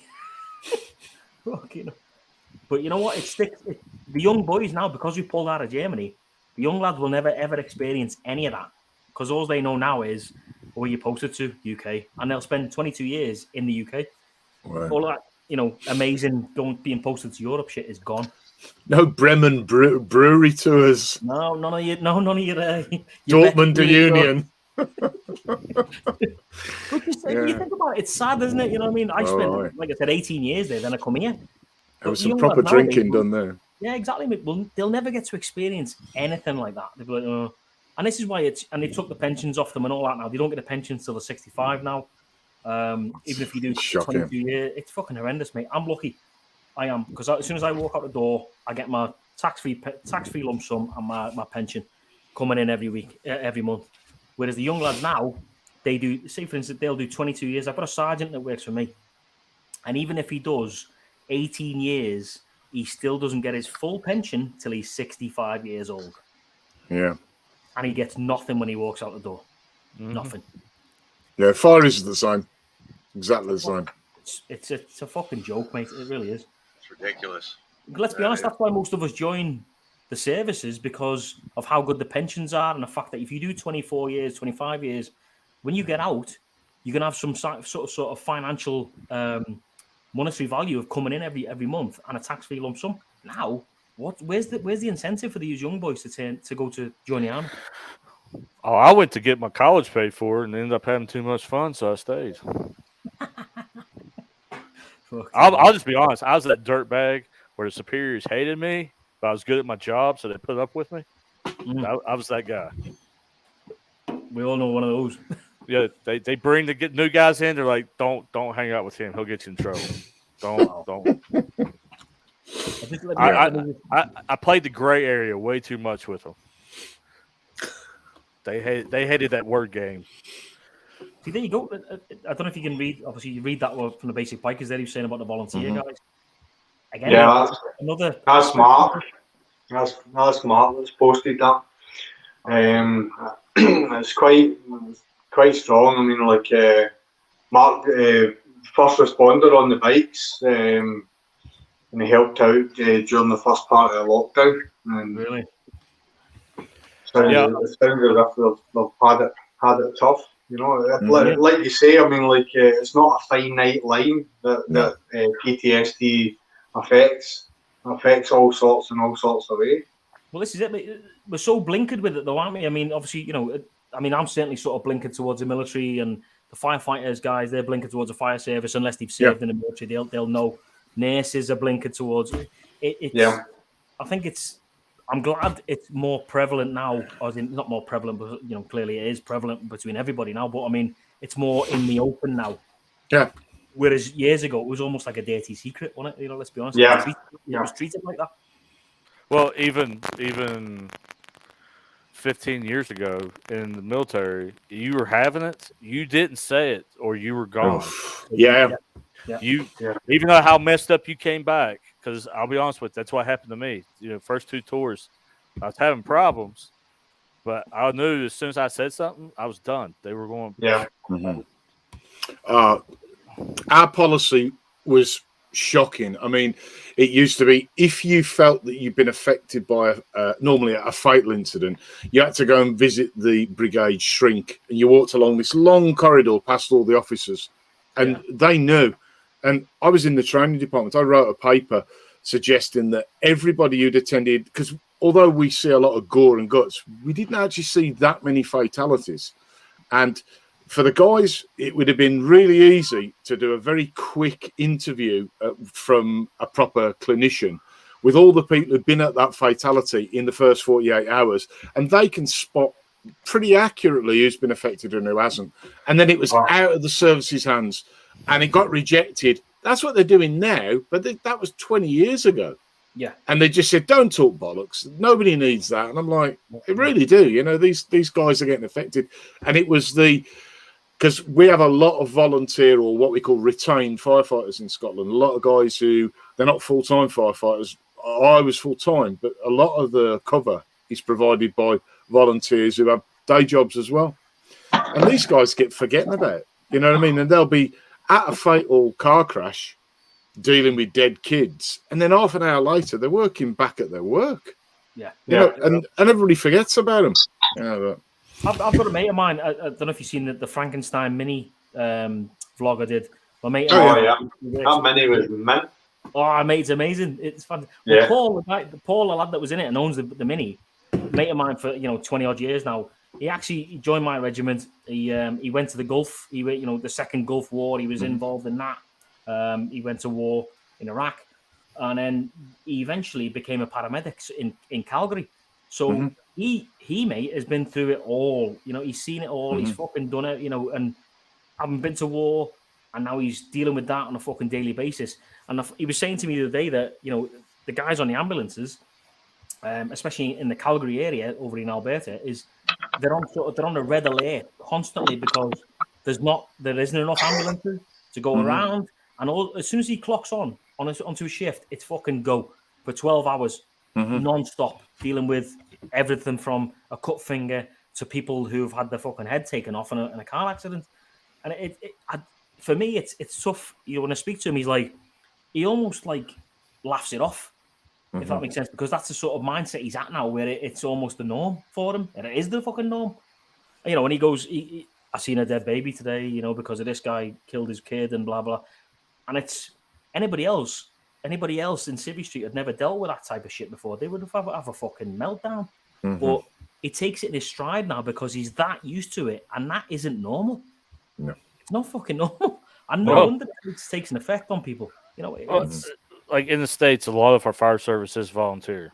Like the town I'm from, I went back and I joined the volunteer service. And like what you're talking about, you got guys that has a day job, but then comes and does this with us whenever we get a call or nighttime or whatever. Yeah. And we had a fatality that we had 19, 20, 21-year-old kids. That was the first time they ever seen something like that. And it rocked their world.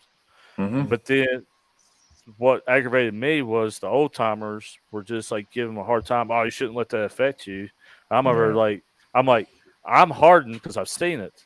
Yeah. But it's natural for you to have those feelings because, yes, death is natural, but how they die is not. Seeing them get killed is not natural. No. That's so your feelings is okay what you're having right now. Absolutely. You need to talk to somebody. Don't let it. Don't pin it up. Talk to somebody because you're not abnormal as you think you are for having these feelings. Yeah. And because of that, one guy later on said, "Dude, that speech saved my life because I was having such bad problems dealing with it until you talked to me like that." Well, because because the old timers were giving them a hard time. Oh, you shouldn't be a wuss. You shouldn't blah blah blah blah blah. And then I'm over there chewing the Chiefs' ass because, like, dude, these kids have never seen it. They're not around it. They weren't raised around it, and you shouldn't be treating these kids like that. Mm-hmm. There's two types of old sweat, and there's the old sweat who, like yourself, who will say, "Hang on, this isn't normal. This is but you need to deal with it this way, that way, whatever." And then there's the other twat who just goes, "Fucking man up, will you?" and crack on, and blah blah blah. That we've all been there, we've all done it, but we've all matured over the years and thought, "Hang on, this isn't normal. This isn't right. Actually, this is how you should deal with it, and this isn't how you should deal with it." Yeah. There's no. It's the old sweat with 10 years in that's the problem. He's not really an old sweat, but he thinks he is. Yeah. And he's the one who gives the youngsters shit. I mean, he used to see the volunteers affected the most, particularly in the really quiet areas where they may not only get a few shouts a year, and then they get a really bad one, and they struggled. And we've got a very good network for mental health care in Scotland.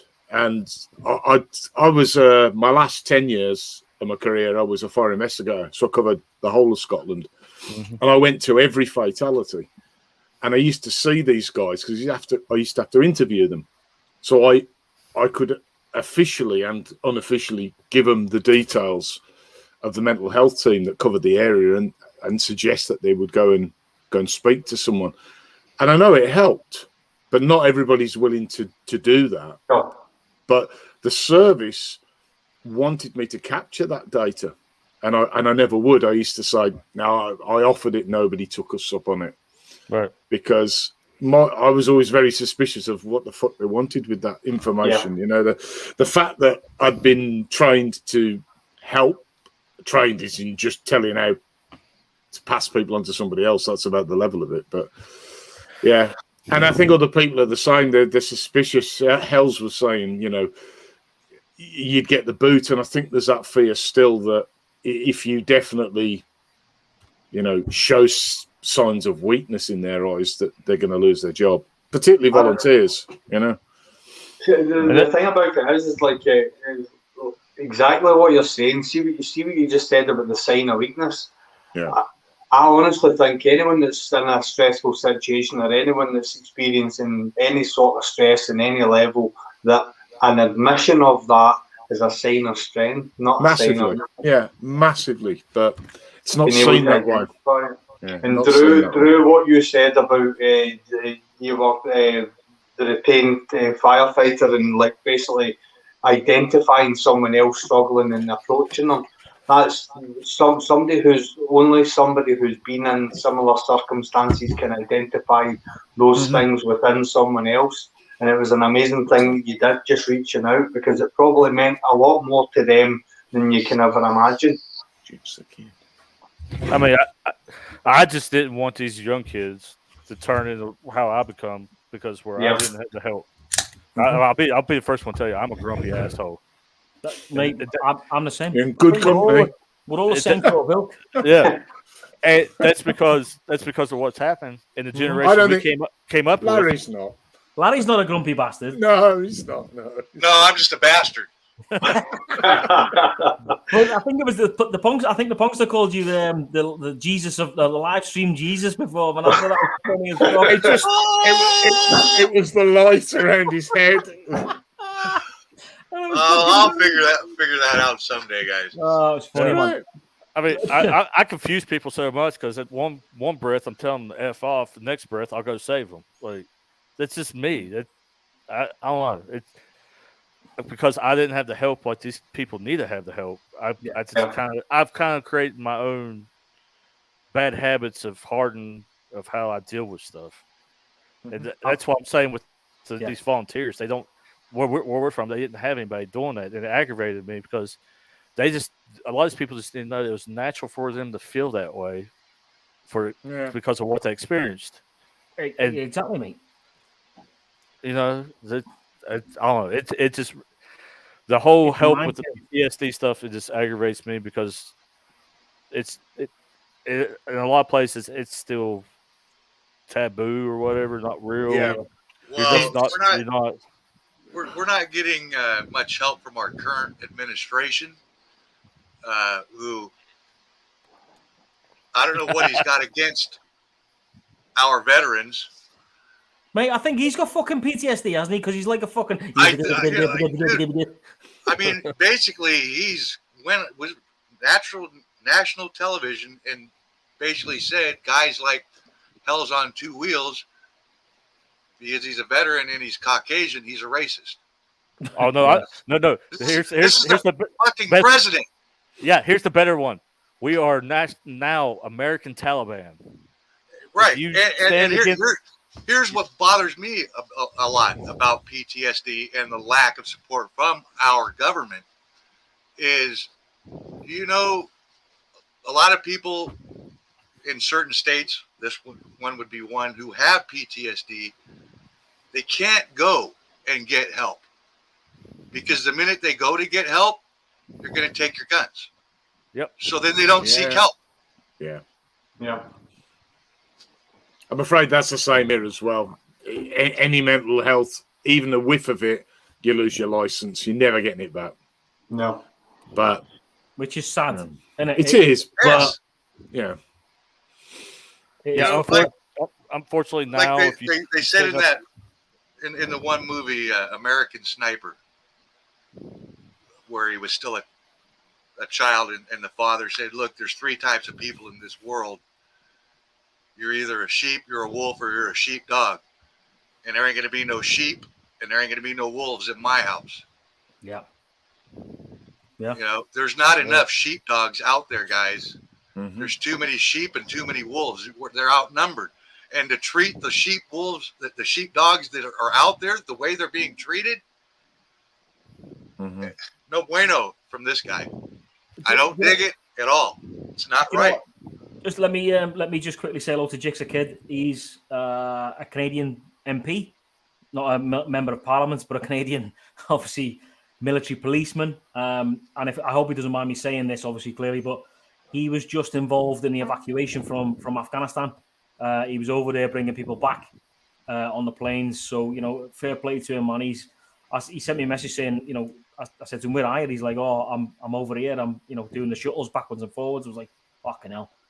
So I think he's, as he says there, it took me a long time to admit he had PTSD and he was miserable and making lives miserable. And I think that's what we do, isn't it? We sort of, we don't know we're doing it, but we're making our family lives fucking miserable, our friends' lives miserable, our own lives miserable, and it's shit. And like he says there, he became a mental health instructor, not just for himself, but if you can help just one person, then it's all worth it. Absolutely. Good statement. That nails it for me. I mean, like I said, he was over there during the evacuation a couple of weeks back. I couldn't imagine, what he was dealing with right now.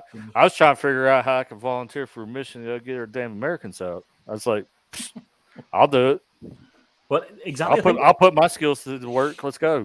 I think we all probably thought the same fucking thing, mate. I mean, I know I did. I was like, right, how can I sort of, how can I do this? How can I help? Or obviously the parachute regiment, the British parachute regiment, they dealt with it, and they dealt with it well. Let's be honest, the paras have been on the front line for 20 fucking years, and all of a sudden they're on the front line facing the Taliban, who they've been fighting for 21 years, like this, literally right in front of them. That must have been hard, because they're one of the hardest regiment that we've got in the British Army was the paras and the Marines, and those boys and girls were face to face with somebody that had been trying to kill them for 20 years. Crazy. Yeah, that's one of those. Exactly. It must have been tough for those boys. I mean, I don't know if you've probably seen the news footage of the old and bold, the old sweats, the sergeant majors, the staff sergeants were all like, they didn't want to be interviewed, but the young boys were quite willing to take an interview, because the old boys, the old and bold amongst them would wanted to fucking kill those bastards. They would have. Yeah. My superior would be like, "What's the farthest point? We're going to send him that direction, because he'll start something again. We'll just leave him alone, get him away." But that I don't know. This is why I've been struggling the last 2 weeks. Just it's so simple. What the mission could have been is so simple, Yeah. It's somehow it just went sideways in a hurry. Dave, I can see it. I've just seen it there. I think one of the main issues is politicians getting involved through. I think that's. Hey, Dave. Dave's What's up, here, guys? man. Yeah, man. I've been listening a whole lot, man. And thank you guys for your service. Anybody that's been in combat, I was in the service, but bullets fell short of the ship. So, yeah. But anyway, a couple of uncles. I had one that had a steel plate beside his head from Vietnam that I helped quite a bit growing up as a kid and into an adulthood. We became really good friends, and he could function, but it took the part of his brain out that made him pissed off at the world.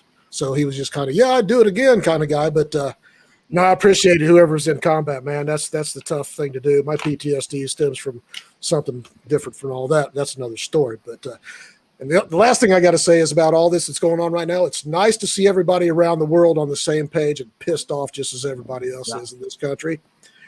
And there's 7 billion of us. All we have to do is stand up at once, and this is all going to be solved in a day. Mm-hmm. Well, yeah. But getting them to do it is another story. Yeah. Exactly. This is the thing, mate. We all fight under a different flag, but we all fight for a common cause, and we have done for nigh on since World War One. Realistically, let's be honest. We've all fought the same. As much as we were at war at one point. The Brits and the US, we were at war at one point, and I think we've become probably the closest relationship between any other two countries in the world. Then there is no other closer relationship, I don't think, between our militaries. There isn't. I don't know. Your parliament just denounced President Biden. So yeah, but he's a dick, though, mate. Let's be honest. He's a puppet. Yeah, exactly. Yeah, he's a fucking idiot. But again, he's like Dave, you just said there. He's a puppet for somebody else's. Yeah. It's the powers that be that fund both sides of the war. They're making money off all of us. Exactly. Like we fight under a different flag, but we all fight for a common cause and have done for 100 and just over 100 years now. Here's a toast to all first responders, all military guys.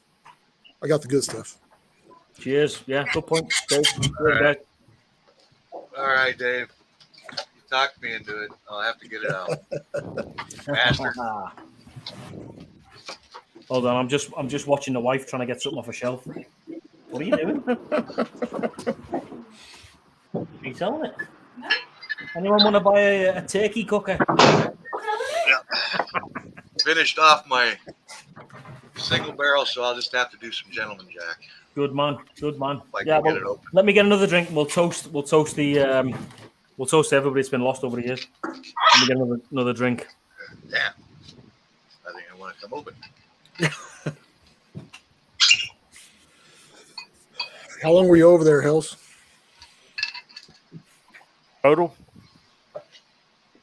all deployments, 6 years, 2 months. It's a long time, man. It's a bloody long time. So some of that was volunteer to stay longer. Yeah. Like, they asked for volunteers, and I would just extend it.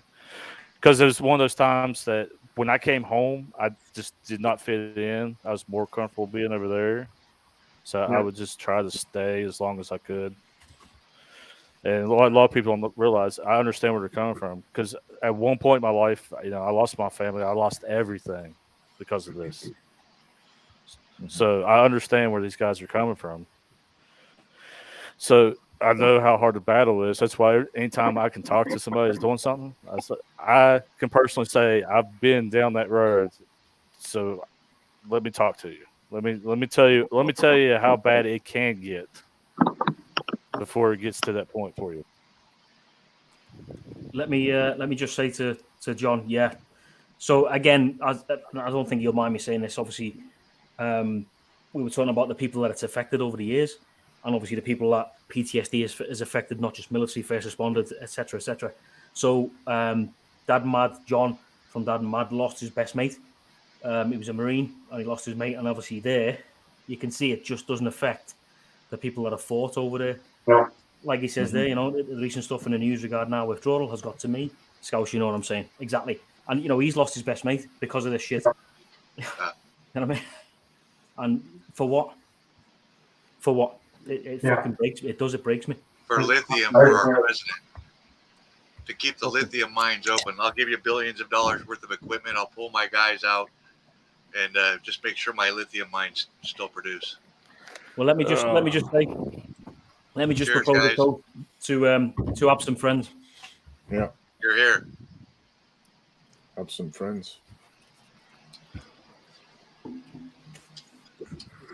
Good stuff. Cheers. Good. Whoop, wrong one. Dave, straight out the bottle. Bosh. Straight out the bottle, Dave. We don't fuck around. No, do you know what? I'm glad we've talked about this. I am, because it helps.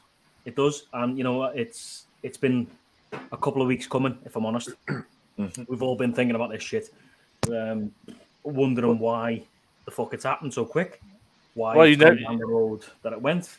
You never know if somebody watches this is going through this. They know they can talk to us. About it. And hopefully we're helping them Well, by bringing it out for them. I hope. Yeah, That's exactly. You know. And anybody that is watching this, I'm sure you can reach out to me at any fucking time you want, morning, afternoon, 2 o'clock in the morning. You want to talk to me, talk to one of the lads.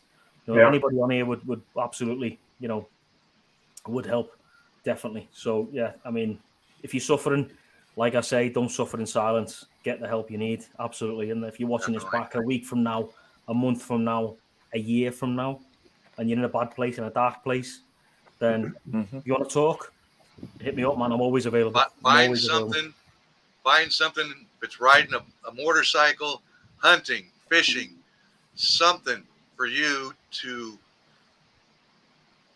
do to give you, some mental salvation. Yeah, that's a good way of saying it. Anything. Yeah, absolutely. Yeah, that's why I started riding. And then it just turned into crazy miles because I just keep riding. It's good therapy, yeah.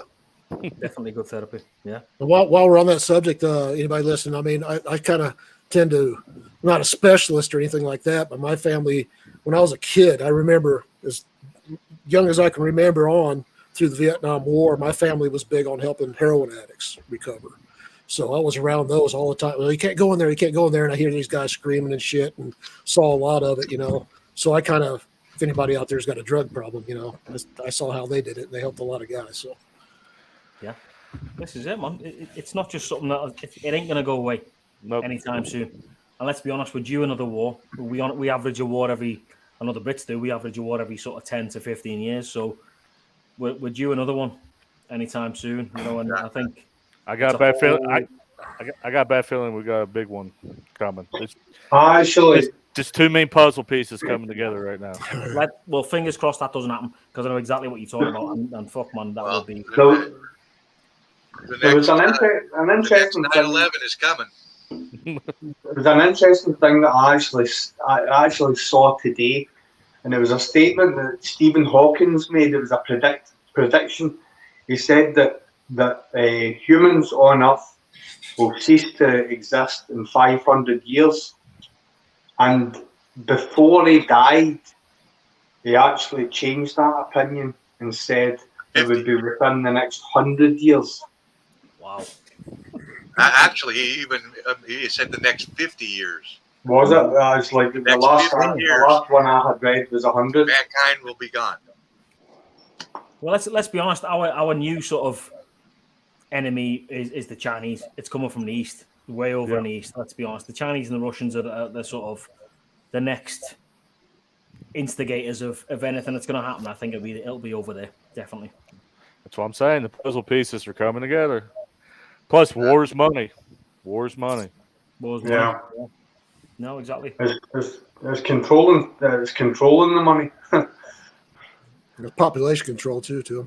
What are we going to do if we go to over the Chinese, man? There'll be fuck all electronics coming out of Taiwan. Well, they own all our fucking power stations, don't they? How am I? If we bomb the Chinese, how am I getting all my GoPro spares? Well, exactly. This is it. All those motherfuckers with them Insta360s are fucked.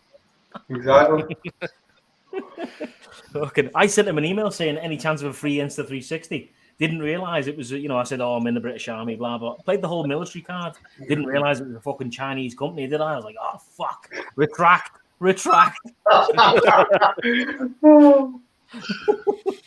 So fucking hell. That was a different Scouse. Say again, bud? That was a different Scouse. Not me. Yeah, it was a different Scouse. Yeah, it was. It wasn't me, mate. Luckily enough, there was no, information on there. But yeah, I was like, fucking. When I got a reply from Kim Jong Il or whatever, I was like, fuck. No, What's that? Straight away, Steve had 5 satellites hovering over him. Yeah. Here's a sort of random knowledge for you. Years ago, outside where we used to keep our tanks, outside the tank bay, if you will, on the outside where the door would be, we'd have to put a registration number on the floor of the tank that was in that bay, right? And it's the same for the Americans as well. And it comes down to a treaty with the Chinese and the Russians that we have to always make sure that they know how many tanks we've got and how many tanks they've got. So they had to do the same sort of thing, but I guarantee they fucking didn't. So when the satellites were flying over our camps, they would be able to read the registrations of the tanks on the floor, and they'd be able to figure out how many tanks were in those buildings. Yeah. Random as fuck. What about in World War II when we had inflatable tanks dotted in around the country? Yeah, have some of that. Fake the D-Day. We're going to attack here with balloons. Yeah. But to you guys, they look like tanks. Well, exactly, mate. This is that we had a whole fucking army that was inflatable. The recon planes would come over and they'd like, right, this is because he thought that the British, the whole invasion force was going to come from Dover over to Calais, and they made a whole force of blow up tanks, planes, everything, and put it down by Dover to sort of think of the Germans as they're thinking, right, that's where the invasion's coming from. Crazy. Dad, seen a bit more, mate. John, take it easy. They had the locals lighting landing strips and all that for fake runways and everything. Brilliant. That's espionage at its fucking best, right there. Amazing. The good old Brits. Oh, that's back when they didn't care about politics and just winning. Just go do it. Yeah, exactly. Let's invade. We haven't been in a war that we've actually went in to win since World War II. Nope. We were basically. We have. It was called the policeman. The Falkland. We went to war to win in 1981 against the Argentinians, and when they invaded the Falkland Islands. So yeah, we have. I know you guys haven't. Right. Yeah. Okay. You guys have. Yeah. Not us. Kick the fucking Just Argentinians. Been policemen. Put the policemen out on the front lines and let them get shot at. And if you get shot at, you didn't have to request to shoot back, get permission to shoot back. Oh man, it's a different day, man. It's a different fucking day nowadays, like, isn't it? Absolutely different.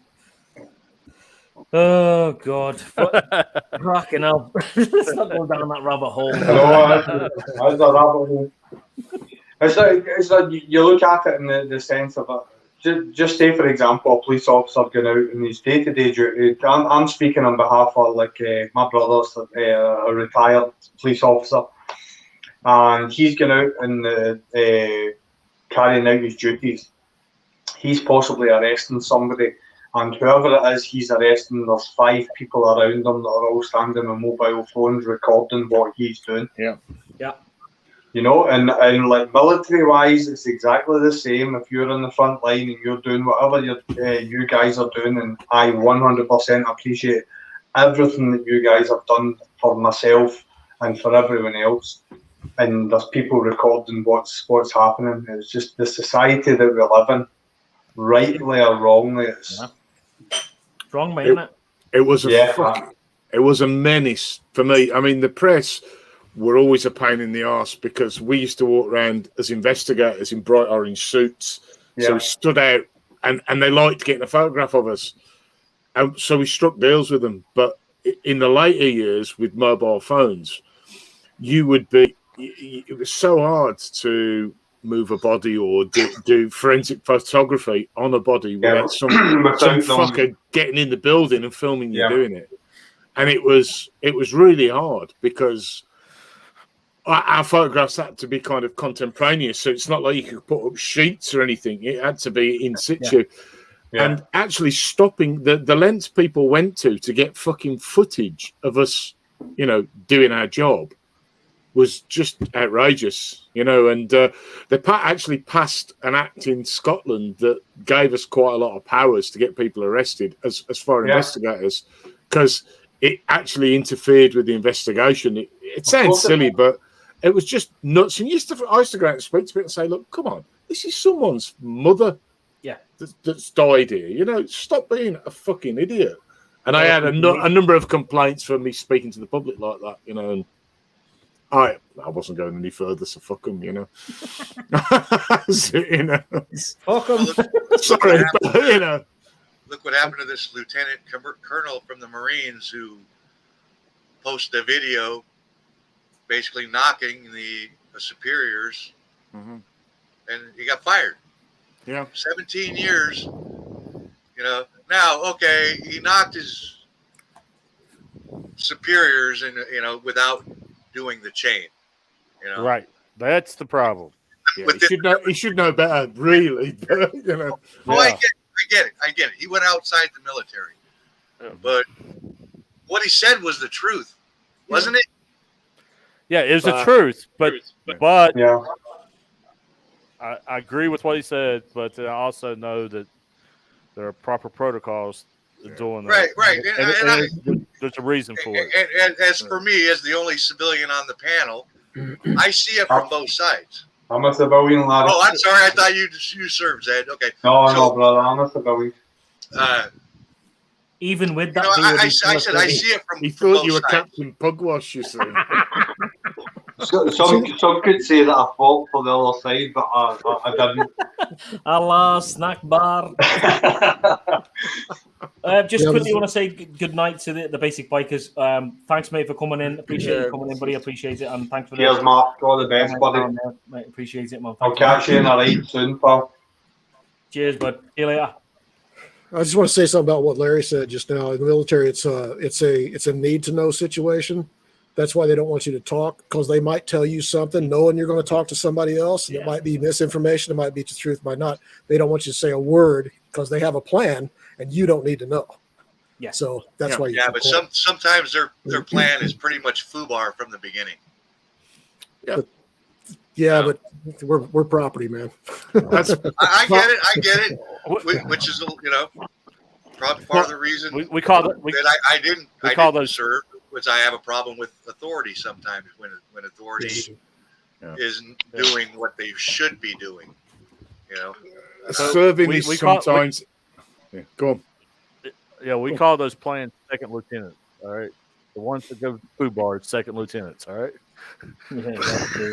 Fucking hell. I mean, serving is about executing shit orders expertly. Sometimes you've just got to do it as good as you can, knowing that it's not particularly a good way of doing it. But I mean, I've heard the stories. Go mop the deck during the middle of a hurricane. Right? Well, that's just bad management. That is. But, yeah. Fucking hell. That's you know, there's plenty of ways to keep troops busy, but you know, but that's that's a demonstration of inexperienced management, because experienced gaffers say, if we're all done, stand down. And if another officer comes in and goes, why are the boys sitting round? You say, because I told them to. Yeah, exactly. I stood them down. Have the bollocks to say the leader, because I stood them. Right. Yeah. I get it. But that's lacking in a lot of young officers these days. Yeah, they haven't got the guts to do that. Can I ask a wee question here? Aye. No, it's totally off topic, and I want to ask Drew. You've just completed 12,000 miles on your bike. If I was to say to you were going to do 12,000 miles tomorrow, would you choose the same bike? Hey, Scouts, can you interpret that? Yeah. Let's get back. What did he ride first? Yeah. Hang on. Let me just interpret that for Dave. Yeah. So what he said was, if we did 12,000 Ks again tomorrow, would he choose the same bike in Scottish? Yeah. That was Scottish. It's Scottish. See, no, I understood what he said. Yeah, I know. I'm only joking. I understand because my family's from Scotland. Yeah. We were immigrants from Scotland, so I get it. But I would choose the same bike, but I would not choose the same modifications. Okay. Because I ride a custom built 128. Yeah. It's honestly for a good long rider, it's way too much between the vibration and all the other stuff. And of course, you run into problems if you're not good at mechanical stuff. You run into problems with having, and that's just the thing of having a big built bike. Yeah. The Road Glide, I love my Road Glide. I love the suspension. I recommend, but if you're going to be a long rider, the most I would do with the Road Glide is like a cam, a pipe, and a tune. That's all you would need. Yeah. But you wouldn't upgrade the suspension? What? You wouldn't upgrade the suspension? Because I hear everybody. Well, I said the suspension, definitely. Like when people talk to me about building a bike and upgrading stuff, suspension for the Harleys is the first thing I say you need to do over top of everything, because it completely changes that bike and how it handles, how it rides, and you get, I don't know, suspension's number one on my list when you're upgrading a bike. Yeah. Seat. What about seat? Would you change the seat? I'm actually going to have a custom seat built because I can't. Yeah.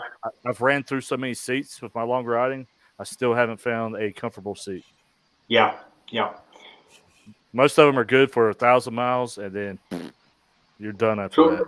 So would you say, obviously, like a seat, suspension, and like not having the motor is highly tuned, because obviously highlights weaknesses in the engine, possibly not for the sake that the engine's weak. It's just the fact that it needs more care and attention. So right, more maintenance, and what you're talking about when you put more power to a bike, it's not just the engine. You find out the other weaknesses in the chassis and everything else. Of course it will. Yeah. It will create stress points. To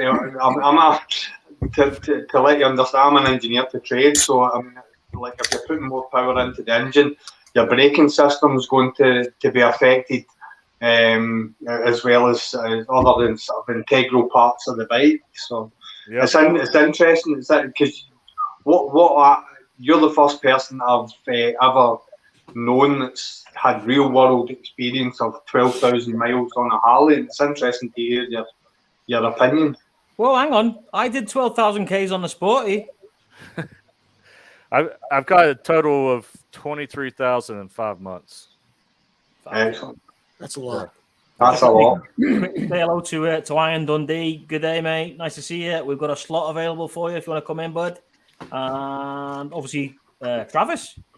I'm at a high school football game, but I will play admin. All right, fair enough, mate. But yeah, once we get done with this whole trip and doing what we're doing this year, I wanted to make some videos about long distance riding because I've have to do the moto camping. We've done so many different scenarios with the long distance riding. I'd like to make some tip videos of what problems we've ran into and how we solved it, what we would recommend. I think you could probably save a lot of people a lot of money from jumping through the stages that obviously throw up more problems when you're doing serious miles. Right. Yeah. And see, my wife's bike, I just did some head work, a cam, intake, and a pipe and tune, and we've had zero problems of her doing it. Yeah. Versus me, putting 170 horsepower in something. I'm going to travel over America. You're riding down the road and bolts are just falling out everywhere. So. That's the thing. You're better off if you're gonna tour the world or the country or whatever. You're better off taking a 4-cylinder Toyota than you are a Corvette. It's going to hurt. Yeah. It's like if I went 12K before I jumped on my Harley Softail, which I love my Harley. I'm not brand loyal, but I like it most because it's just cooler and rides better. But if I was going on a long trip, I'd do like I did to Sturgis. I'd take my Kawasaki Vulcan because I know I can jump on it, start that summit off, and I'm not going to have a problem with it the whole way. Yeah. That's just what happening, Carl. Just trying to say hello to Carl. How you doing, buddy? I bet he's on night shift again, isn't he? Probably. Nice to come in, mate. Cheers, Paul. Hey, Carl, how you doing? But my other thing is I also wanted to show that what a Dave's good ringing, man. combination with the big built bike you can ride everywhere with. You can Yeah. ride the miles. You can go downtown. You can rip the streets. You can rip the canyons. You know, something that gives you all around everything that you're looking for, and that's my goal with this bike. Drew, see, you're saying like see the upgrades on your bike got you 170 brake. Is that what you're saying? Yeah. Yeah. Would there not be some sort of ECU that you could get that you could switch from touring mode to just all out madness? So what we did with ours, you're not supposed to do it because Harley gets all pissed off about you. Is my bike has the RDRS, the rider system, with the traction control, the rain mode, and all that. Yeah. And what we did, we retuned that to be my 3 different levels. Yeah. Okay. So rain mode turns it all the way down. When you start it up, that's kind of your median cruising. And then instead of taking the traction control off, that's turning everything up. Uh-huh. There you go. So it gives you the 3 maps, So if you just want to cruise, you can just leave it here. Yeah. If if you're on flat ground, you're trying to get fuel mileage, you can turn it all the way down. Yeah. If you want to go ride wheelies through Key West or something, you can crank her up. That makes perfect sense. My ass is killing me because I'm sat in a fucking wooden chair. Stevie, I thought you were sitting in the sports stuff. I should do a live vlog from the car. Be more fucking comfortable. What about your bike, Stevie? What would you change in yours if you were ever going to change anything for like long rides? I'd change it for a road glide. Good answer. Seriously, the honest answer as you could get. As much as that I love that bike, I do, and it's a fucking amazing machine. It really is. And doing the long distance stuff has not really bothered me.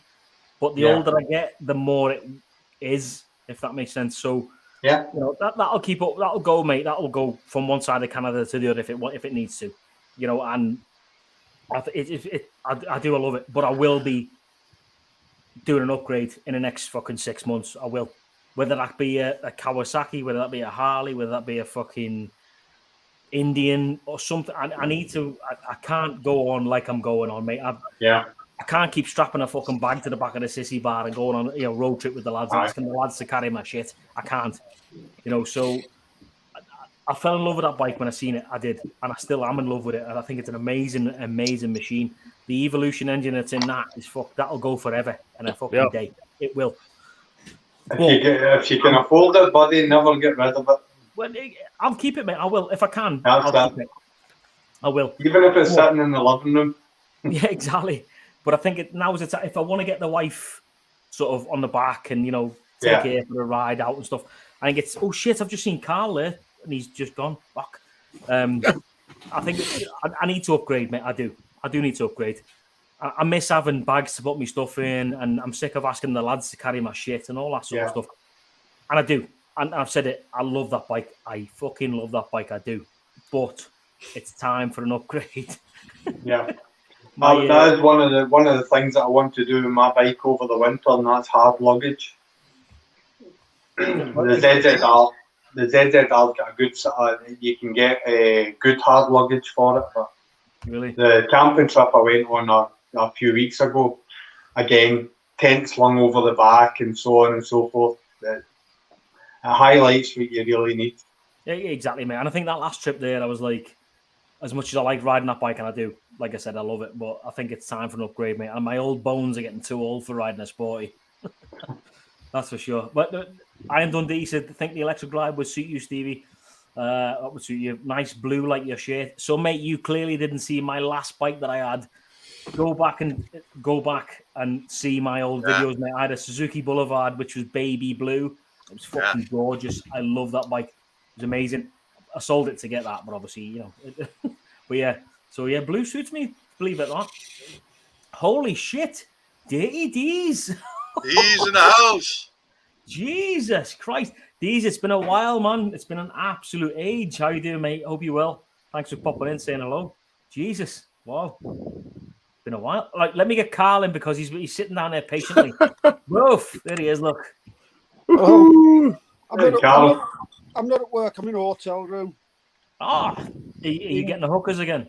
in Newcastle. I'm with the wife and the kids. Oh shit! Oops. Oh, Seriously, the I wife. didn't. I was only joking, wife. Sorry. Take foot out of mouth here. There we go. Yeah, I've just For come fuck's on to sake, say Dad. hello, then I'll get off. It's just I'm watching. I just can't be asked typing, so I just thought I'd come on and say hello, and I'll get off and leave you to it.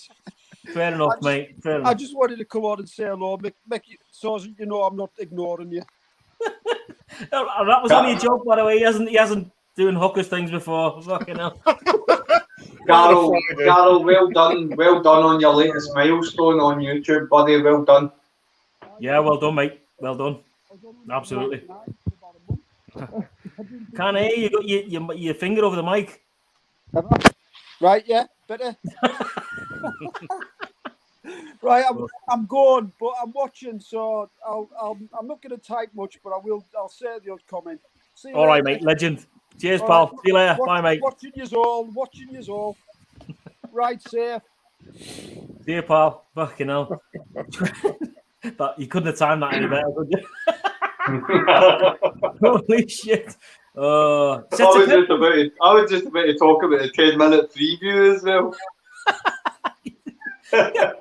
Get the 10 minutes on. Oh, my God. Oh, Jesus Christ. Sets of Pendants, what's happening, mate? How are you? Thanks for coming in, buddy. There's a slot available if you want to come on and talk to us, mate. Yeah, Absolutely. that's my boy, Mr. Sets or Pendants. If you guys don't know, we're working on starting a new thing called Small Channel Mafia. Oh, yeah. It's me and Sets or Pendants, Salty and Sprinkles, and Big Smithy Riding, and we're just trying to create this platform. We're trying to create this platform for like the guys that are beginning and small YouTube channels, and try to work a promotion platform to where the community, where those guys can come together to build their channels up. Because we've seen the bigger channels kind of like absorb all these small channels. Yeah. Exactly. Chopper Fett, what's happening, dude? Thanks for coming in, mate. Wi-Fi is shaky. I'll keep an eye out for that, Drew. That's interesting. Yeah, me too. What do you define a small channel then? Just out of interest. We define a small channel anything from 2,000 and below. Yeah. So I'm fucking tiny then. I'm a speck of dust. Yeah, just a tiny one. Yeah, no, I think it's a good idea. Yeah, I do. Yeah, I agree. Definitely. There's not enough tits and ass on my channel, so I'm never going to break 1,000. Let's not go there with that again. Fucking hell, you were close the other week, and I was like, I'm biting my lip because hey, hang on. You're talking to the grumpy asshole that doesn't hold his tongue and just says whatever. Yeah. I've already rubbed a ton of people the wrong way because I'll just say it. Well, you know I have. I mean, I've been kicked off every fucking forum you can imagine about motovlogging because I just call people shill reviewers, and they get pissed off, and I'm like, "Did you get paid?" And they went, "Yeah." I said, "Well, you're a fucking shill then. That's it." You know. There's a few channels that are really mad at me because I call them the Kardashians of YouTube. So yeah. Unfortunately, you're not allowed an opinion on the internet unless it's a positive opinion. Yeah. You're a troll if you have a here's my positive. Here's my positive opinion. Well, you know, that's why my last camera review I shoved a hammer right through it. So who's the Kardashians of YouTube? Got name names. Come on, point man. fingers. This guy, that guy. Dude, now you're sounding like veteran biker. Want to start a Jerry Springer episode here, all right? You can't go with a comment like that and not say nothing. I must admit, I was disappointed with Biker's Beards and Brews when he was ripping the piss out of Rock today, but putting up little messages at the bottom saying "not really," and I'm like, "Yeah, you're funny." He's always ripping the piss out of Rock. It's great. He was going on about Rock butt plugs again, and it was funny, but then it was like, "It's not really," and I'm like, "Yeah, you're funny." He's after the fucking free helmet. That's what he. Well, he got a load of gear from them. They sent him a load of, which is good because he was ripping the piss out of them. But yeah, if you've seen the comments that he's ripped people with, that's taken up for Rock, you'd love it because I mean, I know he is, and I mean, he's one of the few ones that isn't shilling, and they're sending him stuff because he's being ballsy, But of course. He's calling them out, but they're being cool about it as well by engaging with them. Yeah. No, I quite like their response. I thought they were pretty chilled about it, but absolutely brilliant. So it was. No. But some of the shill stuff is fucking outrageous. I mean, I've got a pal who's got a motorbike channel. I'm not going to name him because too many other people have, but an English channel. Quite a well-established biker channel, and he promotes tools on it that are just shit, and it's obvious that he's being paid to do it, and he's really undermined himself. But it's his thing. He's getting lots of views and lots of subs. But I've always said, and like. If I'm telling you that I like something, I've paid my money. I've took my chance. If I don't like it and I've paid my money, I'm telling you it's crap. Yeah. If I like it, I'm going to tell you I like it. It might not be for you, but that's the way it is. I will never ever accept anything that's been handed to me. Well, that's the thing. Like our channel, we've paid for everything. We've paid for the bikes. We paid for upgrades. Yeah. We pay for our own trips. We're not out there panhandling. That's why I call it panhandling of YouTube. Woe is me. Pay me some money. Yeah. So honestly, like a few of the big ones got mad because I meet them. I had them $5, and I'd be like, "Dance, monkey, dance," and they're like, "Why?" I was like, "Because that's what you're doing. What you're doing. That's all you care about." And I have so many big channels pissed at me right now because I just call them out. Like you meet me, I'm one of those people that what I say to one person, I'll say it to your face. Like boys, I don't know if you can hear me, but my camera has died of battery, and for whatever reason, my fucking webcam on the laptop is not working. So I was wondering why the picture got so good. Yeah. There's more pretty on here. Bear with me while I try and sort this shit out, or I'll be back in. Still picture up. He's hooking up that background that's got a little TNA in it for us. Yeah. I agree with you on that. The big people, I've met a few that are kind of cocky. I've met some that are just everyday guys. It's like they were when they first started. But I'm the same way, man. Borrow nor lend or be. I'm not giving you a dime. Don't give me a dime, man. I'm just on here to make friends and have a good time, man. I don't need your money. I don't want your money. Weirdly today, somebody sent me a message asking if I'd got a Patreon, and I actually thought it was one of you fuckers as a wind-up because that's like, really, But the guy was genuine. I'd helped him out with a Vulcan gearbox problem, oddly enough. But and I had to explain to him that I'm not at the point where I can monetize, but when I hit 1,000, I'm not gonna. I've got no intention of monetizing because I want to be able to say bollocks and fuck on my channel. I also want to be able to use copyrighted music without it being a big fucking issue because it's not. Yeah. You just don't make any money off it, and I don't want any hassles about upsetting advertisers. I am what I am, and I'm 100% behind you in that. And the reason being that my channel is to document my life on a bike for my kids and whoever else wants to watch it. And that is it. Because one day there's going to be a time where I can't ride. And maybe I'll be sitting watching my own channel and I'll be taking in the rides that I've ridden throughout, whatever. I'm not interested in anyone giving me any money. I've never went into this as a vocation. Do you know what I mean?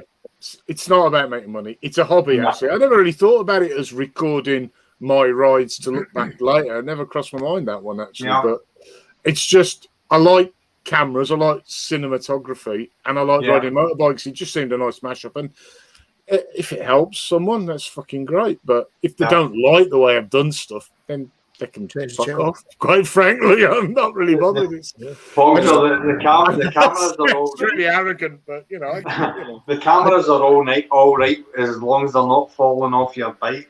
I mean, like, yeah. I've been there as well. To be honest, it's I just fixed mine. So GoPro life. I saw. I've been watching you on Instagram. Yeah. It's GoPro life. I've got a few broken ones here sitting on the side. So I replaced the lens, replaced the LCD screen, and replaced the front cover. So that vlog will be coming up. It isn't a vlog. It isn't a how-to. I hate how-tos as well. It's like no, I just don't like how-tos. I do how I did.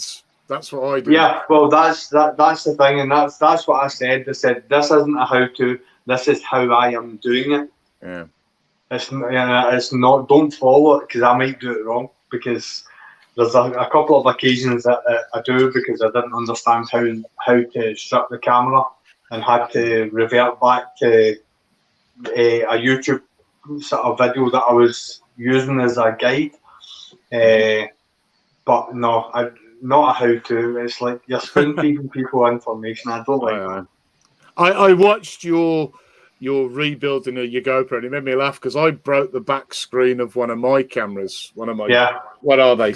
Hang on a minute, 7s. Yeah. And it was my bloody camera on my bars that faces me, and there was a truck in front of me lost a wheel nut, and I watched the fucking thing bounce down the road towards me, and I was weaving like this. Yeah, the fucking thing bounced all over the place, and it hit the back screen of my camera. Square. Fucking, which in a way was a good thing because it didn't hit me in the face or the middle of my chest or something, but it fucking wrecked my camera. And that was on a speed triple. That was on a bike that was quite maneuverable, but this thing was bouncing all over the place. You know, and I watched it come in. You know, it's funny about us military guys, man. That thing would hit you in the face. You go, but it hit your camera and brakes on you. Son of a bitch! Yeah, it was one of those. Now, if you watch our Instagram, when the parts were falling off my Harley, I can tell you now, I'm not going to get sponsored by Harley. Because I'm like, I'd say I wish Harley would make an effing part that won't come off the bike while I'm riding it. Yep, I'm like, yep, they're out. They're never going to sponsor me. Even though I ride the bikes to death. Yeah. But no, the whole advertisement thing, I'm not against like the channel getting a sponsor. Just don't turn it into a freaking all about it. You know what I mean? Like talk about your sponsor. Great. Right. Actually, throw videos out you using the product and then talk about this is what I got with the product. There are some that is. You know what? I just got this product. I'm going to tell you how great it is. You haven't used it, so you're going to tell me how great it is. I have no issue with somebody getting sponsored if it's like they've talked about a tool and then that manufacturer sends them some tools. That's great because they're saying this is something I would use. But what I do have an issue with is a friend who is a mechanic who's promoting shit tools because he's obviously getting he's in the 100,000 sub kind of range, so he's not massive, but he's big enough to pick up shit tool companies, and they're not tools he would be seen dead with. He's fucking shilling them because they're giving him some money to shill them. And he would be better off being up front. You know what I mean? If it was fucking Raid Shadow Legends, at least you know that these people are not remotely interested in it. They're just doing it because it's a sponsor. If he was honest and said they're shit tools, but I don't know. I find it a bit odd, but I think what happens is it turns from being a hobby that they make a little bit of petrol money off. Yeah, because they see to being actually I could work part time and do this as an income. Starts becoming an income, and then I think it skews their. I don't know. Am I being too hard on people? I don't know. There's one guy, and Drew and the Larry and everyone else, it's like you might not know who this is, but it's a guy called Bruce Teapot One. Oh. Now he has got a very, very good YouTube channel. He toured all around the world on a GSXR 1000. So you can imagine the ride that he had. He broke the back end of that bike 3 times and had to replace it.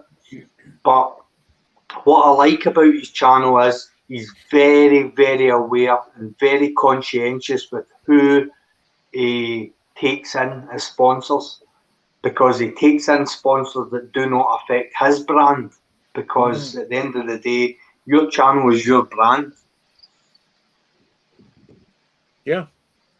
So I've just realised that I can actually read the real comments. Fuck me, how many times have I been doing this and I didn't realise we could read the actual YouTube comments over there. Oh. Sorry. I'm an amateur. This is my first rodeo. And so did the screen. That never used to be there. I'm sure it didn't used to be there. There's private chat or there's comments. Mine automatically. I didn't see the comments one. Sorry, butting in there. Just like shit. I've had 2 computers on the go in the past to read the comments on Facebook. No, it's like on YouTube. Well, I'm with you because I can see the comments, but I don't see the bar where I can make a comment. Me neither. Is that the difference? Okay. So I don't have that. If I go back to YouTube, I can make a comment on YouTube. That's how I do it. Yeah. But I never even noticed the comments before. Or I tried to shift my screen up and down to see what. What's that? It took me 4 beers to realise that. That's pretty good. Well, it's because you didn't have the 5th one. Our next sponsor is computer learning by a 5-year-old. Yeah. I mean, it took me forever to even convert to digital cameras. I stuck with film cameras for a long time. Yeah. So I'm a bit of a Luddite. I like technology, but I'm a bit of a kind of a skeptic. So I hang off until I'm absolutely certain stuff's going to work before I transfer over. I'm looking at, I use my GoPro Hero 9. Just now I'm speaking to you, I'm on my mobile phone, just to let you understand. But I usually use my GoPro Hero 9. I can't because my wife's in the other room where I usually set up. So, but I'm looking at a DSLR, or possibly a hybrid, which is like all digital. But it's what one to choose. That's what I don't know. Yeah, I bought a little Canon. What is it? I've had this one a few years now. M100. I'm still here. I'm trying to fix this shit. And you need to buy a couple of extra batteries there, Stevie. It's a cracking little thing compared to my big old. All the money you're making, come on. Hey, don't worry. The show's going just fine. Who needs Stevie? I honestly don't know what the fuck's going on, man. It's just not working. You're already kicked off your live stream. We're having fun over here. But this is good. This Zed's talking about getting an M50 because it can do everything, and I can see that you're struggling like fuck to make yours work as a web camera. No, it's not. Is that right? The M50 just ran out of battery. It's the fucking webcam on the laptop is not working. Note to Z, M50 scratch. Nah, M50s are good. M50 is the same camera as this, but it's got a viewfinder. I bought this one because it's got a smaller form factor. Yeah, that's the only reason. Because I like doing urban photography, and is it a more natural field of view? It depends. The viewfinder, I bought this because when I'm doing like urban photography, sometimes holding a camera up like that stops people doing what you're taking a photograph of. I know that sounds daft. So I like catching shots of people working. God, that makes me sound like a real fucking weird person. But so having it with a screen like that, I don't know if you can see that. Can you see that? You can hold it down and you just have it down by your waist and set the scene like the old box brownie cameras when you set it down into them. And it was why I bought this one. I've got a big SLR, this thing up here, a big Canon DSLR thing, but they're scared the shit out of people. You point one of these things at someone, you know, and I like the little digital cameras. They're good, do the job for me, and I use that for my kind of when I'm filming videos and I'm sitting in this room. Yeah. Rather than using a GoPro, I use that, and I can adjust the field of view and things like that with it. Aye, that's the whole thing about the GoPro, because I mean it's like such a fish eye. And I know you can change the settings that narrows it down, but it doesn't narrow it down that much. Little lenses, but I mean, you don't need kit. I was into photography before I started doing videos. That's the thing. And it's just that for years, the cameras that I shot photographs with didn't do video. And since I've changed onto digital, which I say I was a late adopter, they do video as well. So it crossed over at that point. But for a long time, I was shooting on film. And, they were two separate hobbies completely, you know. Can I just say, Big City's in the room, and like, listen, man. You're absolutely lighting up on YouTube now, and well done, brother. You definitely deserve it, man. Oh crap! We lost our fearless leader. We just lost the host. I think he switched us off and switched us on again. All right, that's fine. Hey, next person, come on. Well, poke him if he can't take a joke. Yeah. I got a question for you, Pongster. Yeah, go for it. I got the Canon SX540, by the way. It's just a really good camera. Yeah. But I had used a lot of old 35 millimeters. What's your favorite 35 millimeter camera you ever had? Do you know what? I'm going to make you laugh. My favorite one was a Zenit TTL, an old Russian clunker of a thing, just because it was one of my first ones, and I just loved it because it was like the Ural of cameras, an old Russian thing. I've had Canons and I've had Olympuses. I was quite big on Olympuses for years, but I kind of have a soft spot for my first Zenit because I learned how to do photography with it. Does that sound a bit sad? No. I'm the same way because I've had the Olympus and stuff like that, but I think the one I thought took best pictures was the Yashica FR2. Mm-hmm. Took great pictures. But I think it's personal preference depending on what kind of pictures you take, I guess.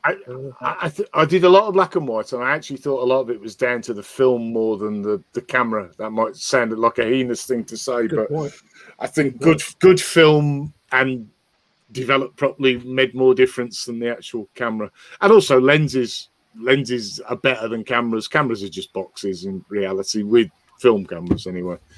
Yeah. But I'm getting less and less kit snobby these days, and I've got a 5D Mark IV sitting over there that has got about an inch of dust on it because I use this little thing here, which is actually that thin. Look, that thin, as opposed to that way, that thick. You know what I mean? Yeah. And it's a great little thing. So I'm actually becoming, where before I'd go to a bike rally and I'd go, I can't take that camera, it's worth too much money. So I used to go without a camera. This thing, I throw it in my bag, I take it to every rally. Every time I ride, it's in my tank bag. And I'm taking more photographs now than I've ever done. So I don't know what that tells me. Maybe I'm just a silly camera snob. Or I was. I didn't take a camera. I didn't take my Canon or anything like that to Sturgis. Yeah. And probably wasn't a great idea, but I invested in this. Phones. Freaking, the 12 Pro Max iPhone and stuff. Yeah. So I gave up my mobile phone when I retired, and I only bought a new one about 6 weeks ago. I bought a Samsung thing because I had two work phones, and I was on call 24/7 for my last 10 years. And I fucking hated the phone ringing because it used to ring at 2 in the morning. If I was having a shit or I was doing the dirty or anything, the fucking phone would ring. Guaranteed. So I just got to a point where I hated phones. So when I retired, I actually gave my phone back, or gave them both back to the service, and I never bothered getting a phone. And I did 2 and a bit years without a phone, and it was quite liberating. But recently, I needed one for a sat nav. Believe it or not, I needed a sat nav on my phone. I'm not a big sat nav user, but I needed one. So I bought a Galaxy. What is it? A Samsung Galaxy. It's actually quite a good phone, but yeah, I haven't really embraced them as cameras because I've been without them for such a long time. That makes me sound very strange, but I just got sick of the phone ringing. No, I understand. I would love that more than anything else. If I didn't have family, it'd be a case of piling shit on the bike and hitting the hills, man. Leaving all that shit behind. The weirdest thing, my wife, he's back. Good. My wife. You know what it was? The phone call You're never going to guess. You had to be smarter than a computer. So the Louvre. I literally. It's not working. So on Friday, I cleaned my laptop. Right, I cleaned it. I cleaned the screen. I cleaned the keyboard. And apparently, there's a button called F10 that actually switches your camera off. So I just pressed F10 again, and it came back on. Fuck my life. Oh, there you go. Did you have to Google that? I did have to Google that, yeah. Brilliant. Anyway, sorry to interrupt. Please continue. Welcome back. Yeah, they're teaching me all kinds of stuff about cameras because I just shit about cameras, record, and go. Yeah. Fucking hell. What have I missed? Well, you missed all kinds of stuff. We're talking about cameras. You've got an M50, haven't you? Yes. They're good. Very good. Hey. Very good, mate. Hey, Brad. How you doing, man? How's it going? Fuck, man. There's a load of people just jumped in. Brad, 2 seconds, mate. Obviously, guys, just while I've been fucking about with my camera being an absolute mongoloid, see Diesel's Hog Vlog, mate. Thanks for coming in. Brad, appreciate it, buddy. Riding Humboldt Country, how you doing, mate? Again, another veteran of Iraq. As we were talking about PTSD before and stuff like that, I'm sure he's got something to say about that. Who else we get? I seen somebody else pop in. We got Big Smitty and Setzer Pendants. Big Smitty came in, the fucking wrestling legend that he is. Outback Outlaw dropping the $30 on me, you mother. Cheers, buddy. That, mate. And yeah, I'll put that towards a new camera, mate. Thanks, pal. Anonymous Biker USA, how's it going, dude?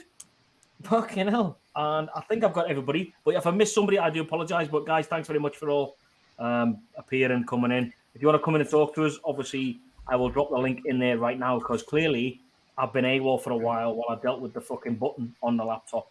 So yeah. Everyone told me you just had to pee again, that's all. Mate, I even had a job interview this afternoon and I had to tell the guy, I don't know what the fuck's going on with the camera, but I can't see you.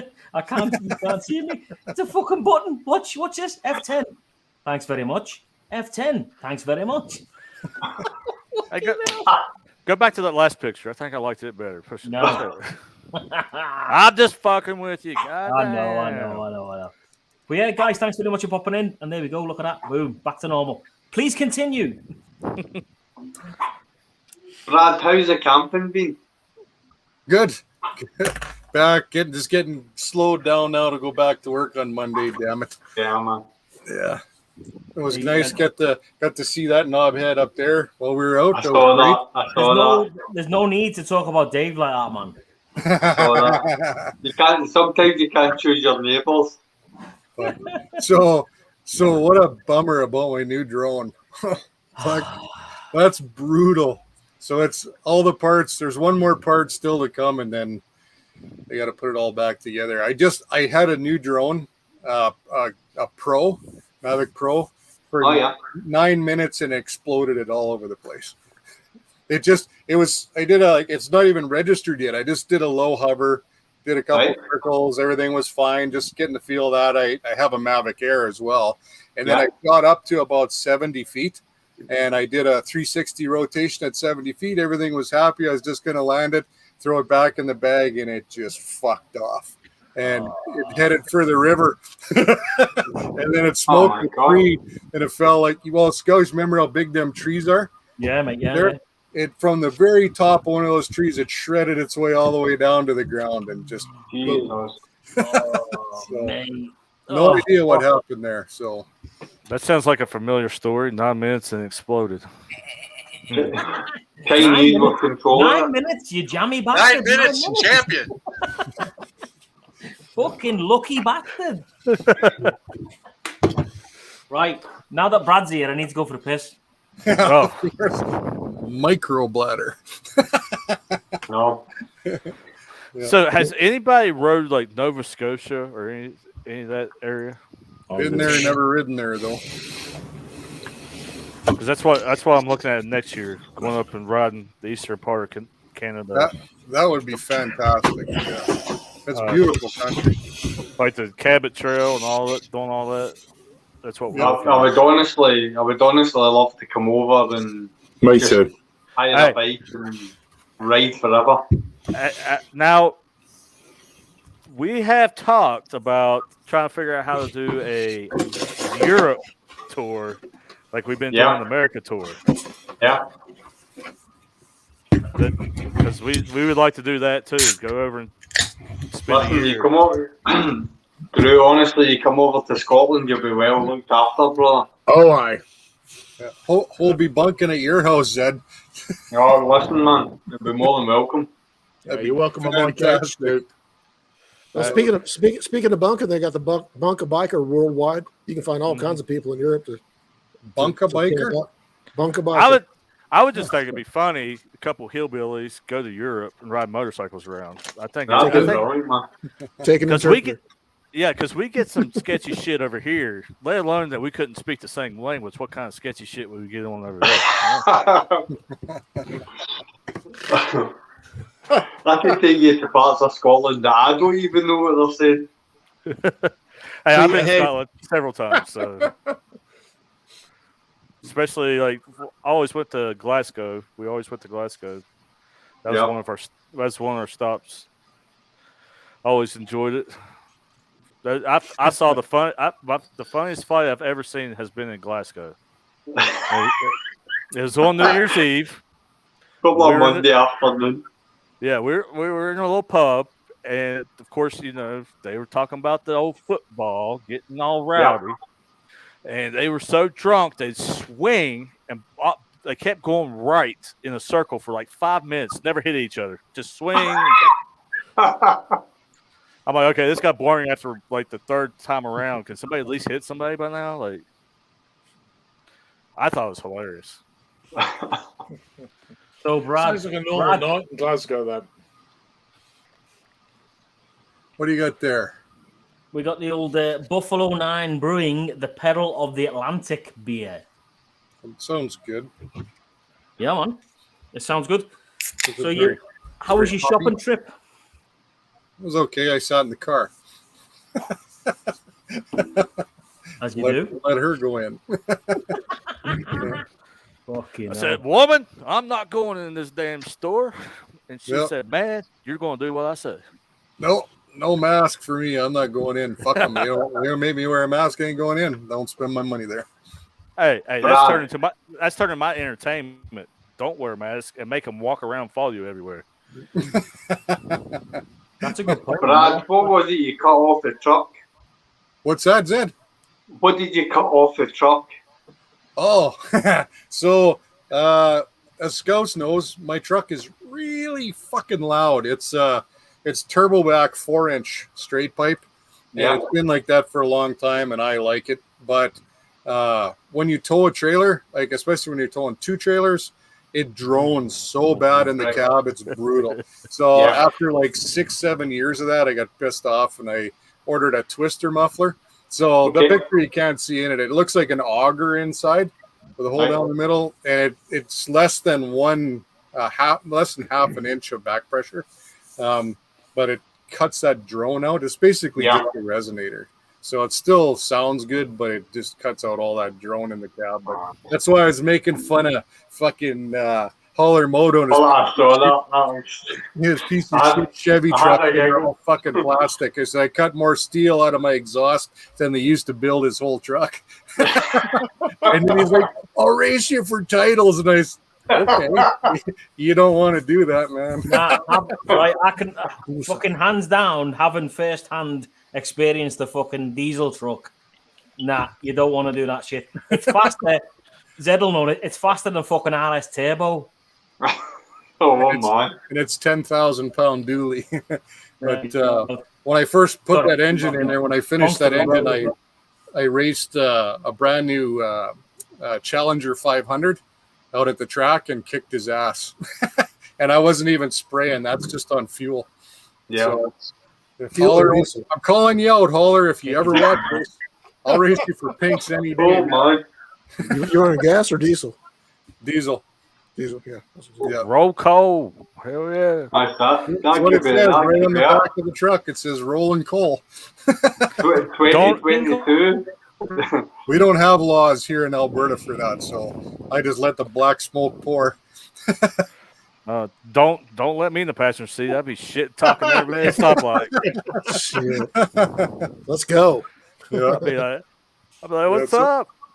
I think Stevie's hit F10 again. We lost our host again. F10. Oh, it's off the rails now. I'd smack a Raise Hell Make Bell sticker on the back and be like, let's go. I love when people tailgate me. They can't see for very long, and their trucks or their car stinks for about a month. Yeah. No, I'm sure I was. I was not doing that. I was doing mosquito mitigation here. I was spraying for mosquitoes. That's what I call it. Yep, bug control. My gun life, there's always a Karen out there. Yeah, and she gets buried in black smoke too. Yeah. You always get that 18 or 19-year-old asshole when you're following them on a bike that just thinks they got to be funny.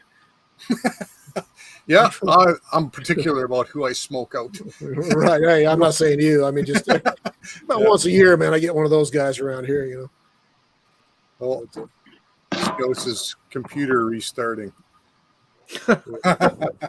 Oh, my God. Update restart, man. You picked a good day to stop drinking hard liquor, Scouse. Yeah. Holy. So what else is going on? Anybody having fun this weekend? Plans? I've been waiting on a pre-employment drug screen since a week ago Monday. So I thought you said you were waiting for drugs. Yeah, it's like I'm glad he finished that statement.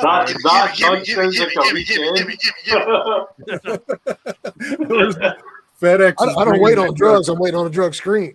Oh. Yeah. No, man. They had the hurricane and then the holiday. And I took a drug screen locally, usually within 2 days. It's specs. I'm a truck driver also. And great company, man. Pays good. And everybody's having to wait because everything's shut down. Everything's going on in the world. And, you know, nobody wants to work anymore. It's like, fuck, man. The stores are getting empty. And it's all a bunch of bullshit, man. Yeah.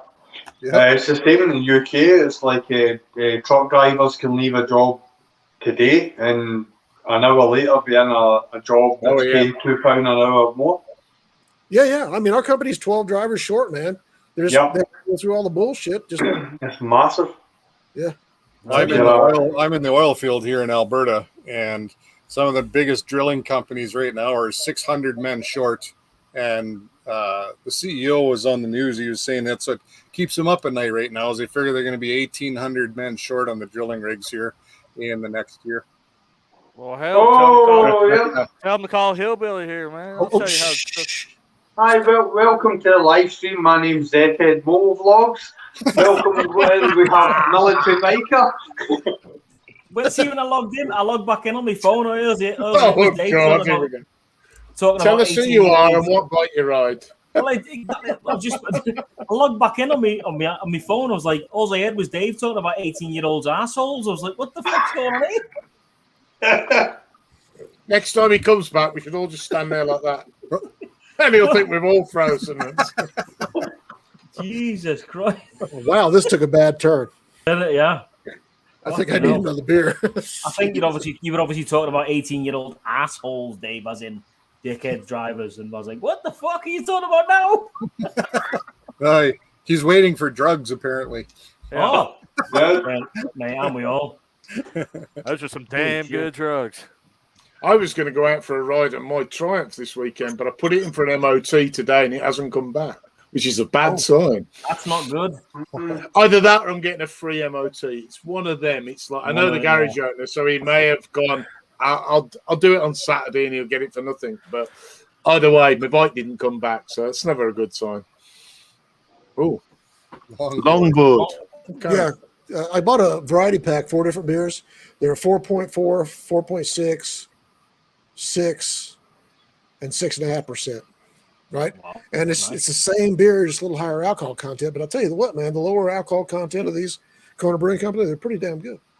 Actually. Larry, you still Larry? Slags them. Larry, you still alive? I'm still alive. I'm just listening to everybody. I was like, I seen you just We're sitting looking there. for the light. I've watched you come and go several times That's you know, right. because you won't go buy it. You won't go buy a backup battery for your camera. Yeah, You don't exactly. know how to restart your computer. I'm Hey, more illiterate. Larry may be quiet, but at least he's a stayer, Scouse. You know, Exactly, mate. Exactly. Fucking outback. He's like, a Scout can operate a tank, but he can't operate a laptop. Exactly, mate. F10's fucked me today like it has. F10 is really screwed me now. Yeah, We damn, got to tank. wire you up a booster, Scouse. You're locking up on us and blurry. Well, He said he's on his camera now, right? I mean, on his phone. And he's stuck. That's all just goes. Oh, You know what I'm surprised about is how not enough spikers on here, and you guys haven't exchanged any. yeah, he hasn't busted his chops yet, Yeah, has we he? haven't been busting each other's chops, man. What's up with that? It's because Scouse will beat Now, the shit out of him. now we just let the cat out of the bag. There's going to be 10 Yeah, comments yeah, from AB. Yeah. It'll probably be a gay thing. Right. I was going to say, butt darts or something like that, or Scouse just transsexuals or. Yeah. Wait, where? Okay, no, not yet. Come on. Come on, AB. Oh, he was almost back. It's stop action motion. He needs a booster. We got to get him a net booster. Scousey's interview today will be really nice guy, lacks technical ability.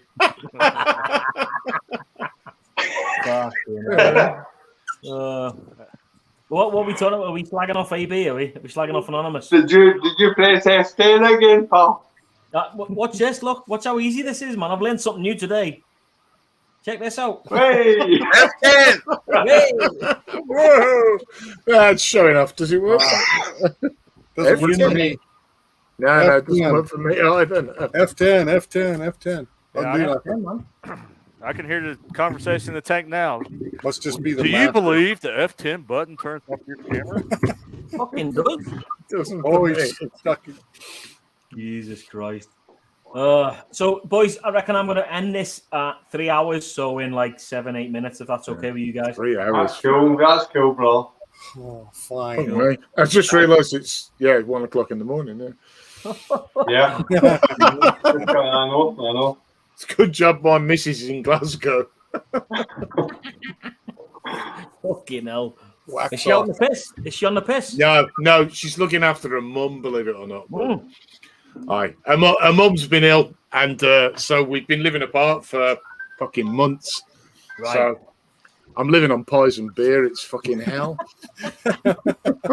Living the singly life. Fucking Oh, hell. it's just like, pies, beer. Oh, what shall I do? Fuck it. I'll go for a ride on my bike, Lucky you. Oh, Sounds shit, that mate. But, Tomorrow, Fucker, we're supposed to get a bunch of rain here tomorrow. You too, Scouse? I don't know, mate. I know one thing. Calgary Harley Davidson has got the test ride day tomorrow. So if it's not raining, I'm going to take a ride up. Yeah, my next door neighbor went. We went out to Badlands yesterday, and that video I did wasn't that long ago when I went shopping, and there is nothing left. There's like Really? 8 bikes left. That's it. But he did get a new Pan American. Oh, did he? Yeah. Oh, fuck me. He'll probably promise you to have a go and then they'll sell the fucker. It's not the top end one. It doesn't have the automatic suspension. Or is it green? Yeah. Fuck off. Yeah. I didn't care for it either. Nah, exactly. Outback wants to show Scouts his boomerang. Oh, our anonymous has come on. And here it comes. Here it goes. There we go. There it goes. Go That's on. number one. There we go. Today's live stream is brought to you by the letter F and the number 10. Just to let everybody know. If it was me, I would have said Whistle to the Scouts pose. And Scouse is froze again. I can't hold this any longer. I see a hostile takeover. What's going on now? I give up, mate. I do. This is why I'm ending it in 5 minutes. Fuck's sake. Well, listen, I'll tell you what, boys. It's been a good show. It's been an informative show, especially when we were talking about the PTSD side of life. Yeah. I think. Yeah, definitely. Normally, I'd turn it private afterwards because I know how mental the shows get, and I normally turn it private, but I think I'll leave this one public if I'm honest. If everybody's for that. Yeah. Yeah, that's cool, man. Cool. Well, I think if it helps one person, it helps the person that needs it. Yeah, exactly, mate. Exactly. F10, F10, F10. There's AB for you. Where's the middle finger, Scouts? Why are you being so behaved? He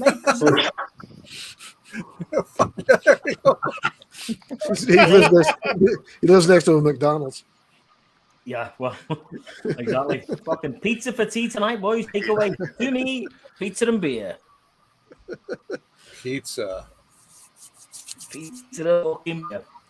No. Jesus. Thai spicy peanut noodles tonight. Oh, that sounds nice. Nice. It's really good. Well, Do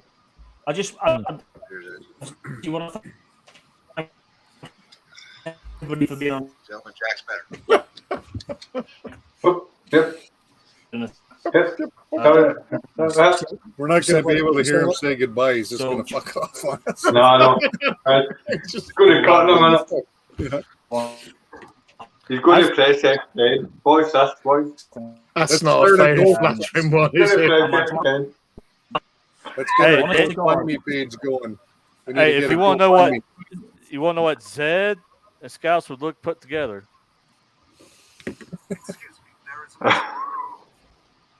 Northeast Drones. I got the Zed beard.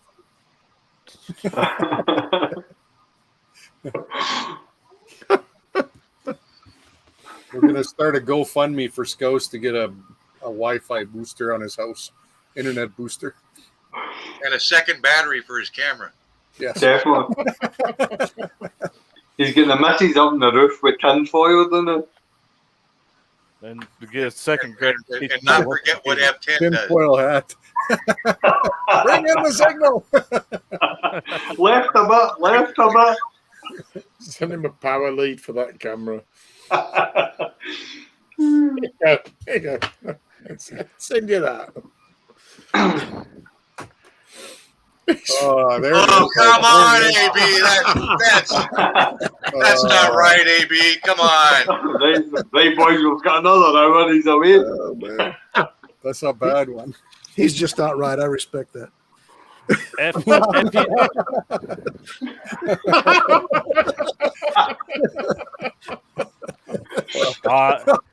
He's like, F you, I'll take my ball and go home later. You don't even know you don't even want to know at the fucking laptop. Basically, I was going to smash it the fuck up and launch it through the garage. Fuck, man.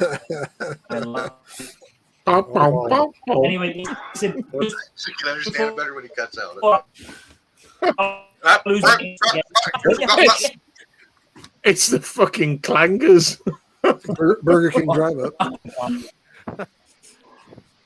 Yeah, just bail, Scouts. We're just gonna sit around here for a while. Yeah. We'll see you in the morning when you get back. We're just gonna all sit here and read AB bust your balls for a while. Yeah. Because we know it's all in good fun, but I dig it. I love it. I must say, thank you very much for all coming on the show. And I'll leave you with a video that you guys know I was involved in, all to do with PTSD. So, guys, thank you very much for being on the show. Thank you very much, everybody in the side chat. And hopefully you can hear me and see me still. So thank you all for being on the show. And I'll leave you with the video by Justin Austin called Unsung Heroes, which I think after tonight's show is quite apt. So, guys, appreciate you all, guys. Yeah. And he's out before he's out. Yep. Stay safe, boys. Yeah. Appreciate you all. Cool panel. Well done. Side down, guys. See you on the next. Absolutely. Watch out for those guys that try to kill you. See you on next one. All right. I might even run. Take care. Cheers, Drew. I may even run a live stream myself soon if I'm feeling brave. Go for it, Pongsa.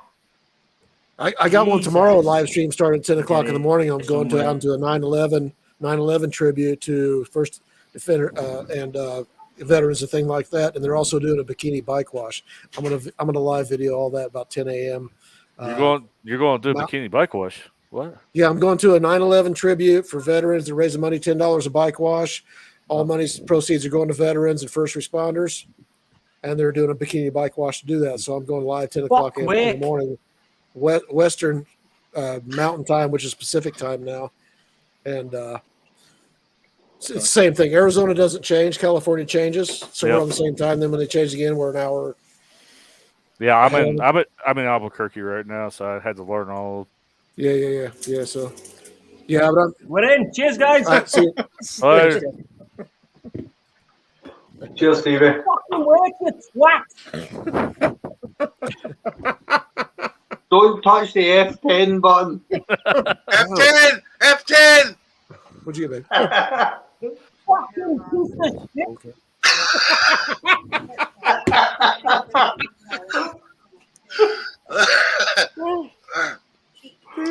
Oh my God, gentlemen! Distant Scouse rantings.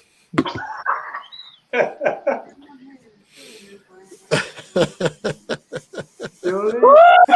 goes AB again. Yeah, I can just hear him now.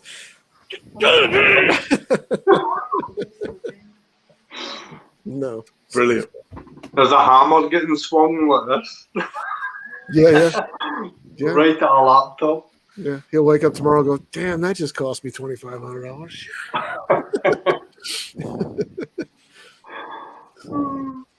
Oh, my done life. That's brutal.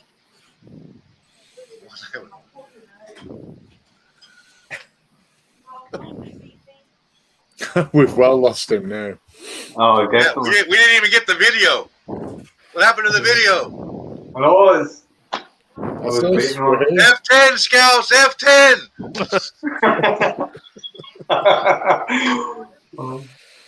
That's funny, man.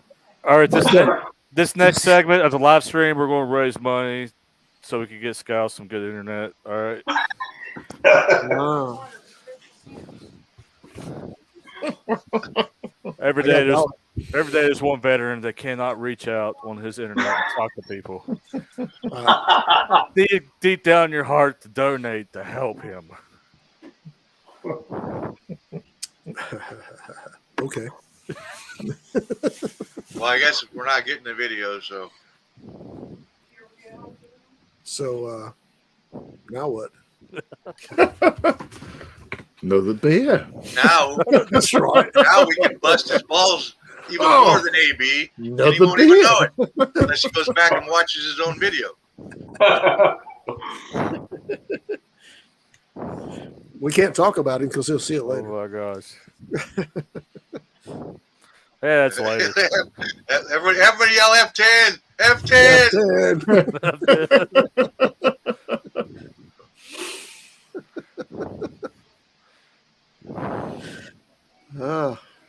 Hey, we Oh did my fine gosh. without him before. Now it's sorry. Yes, no, we're all dumpster.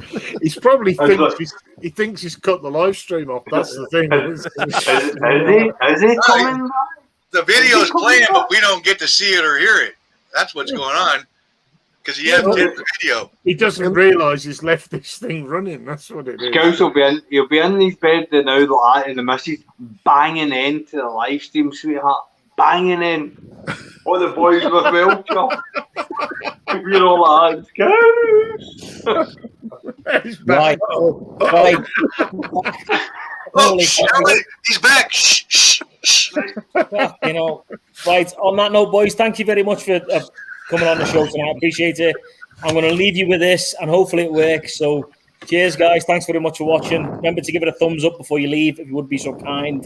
And I'll see you on the next one. Peace. Nice. Oh, yes, we're there. Y'all said then. That was funny.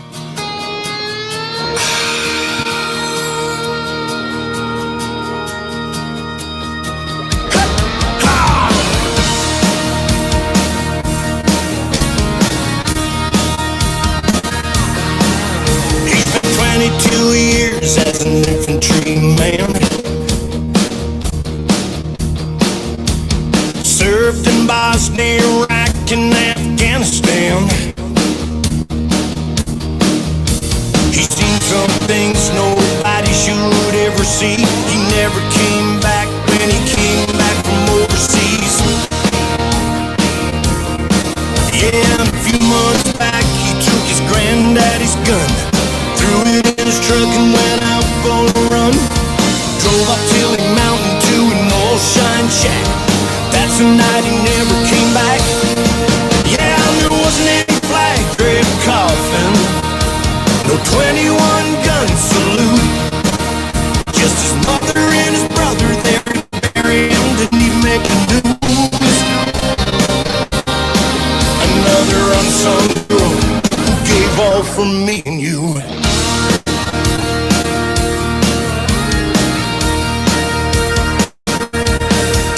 She spent 15 years with search and rescue. During that time she saved lives but lost some too. Then one day she just came undone and never got a chance to say goodbye to her loved ones. No one saw that it was going that way. When the medic showed up, it was just too late. She left a note, it's where I had to go, but I gotta go try and save some ghosts. Yeah, there wasn't any mention of suicide. They just said she died suddenly. But now everyone knows she lost her war with PTSD. Yeah, another unsung hero who gave all for you and me. Who's gonna do what they do? Will it be me and you? It takes a special someone to walk that line. To walk that line.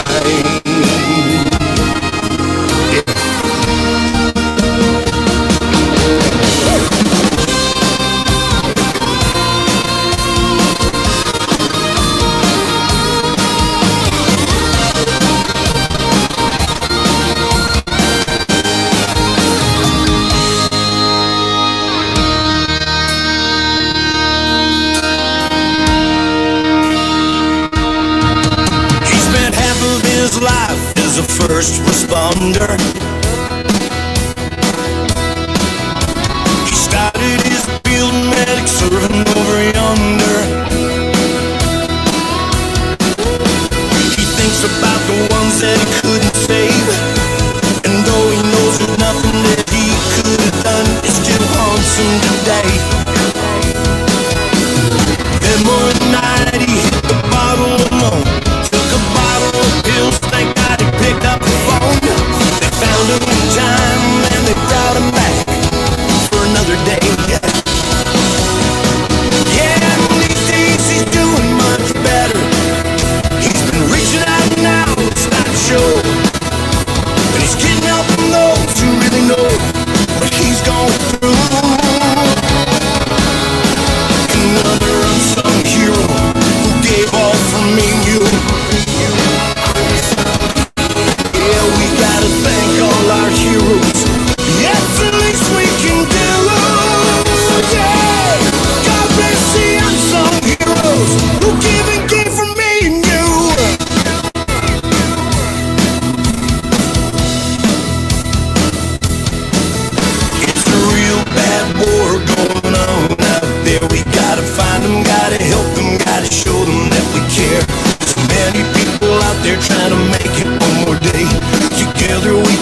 closest thing, we will find a way. PTSD, post-traumatic stress disorder's a really bad thing. PTSD, don't think that it never could happen to you and me, but if it's got in time, it just might help save you and me. It's a monster you can't see, and it's real.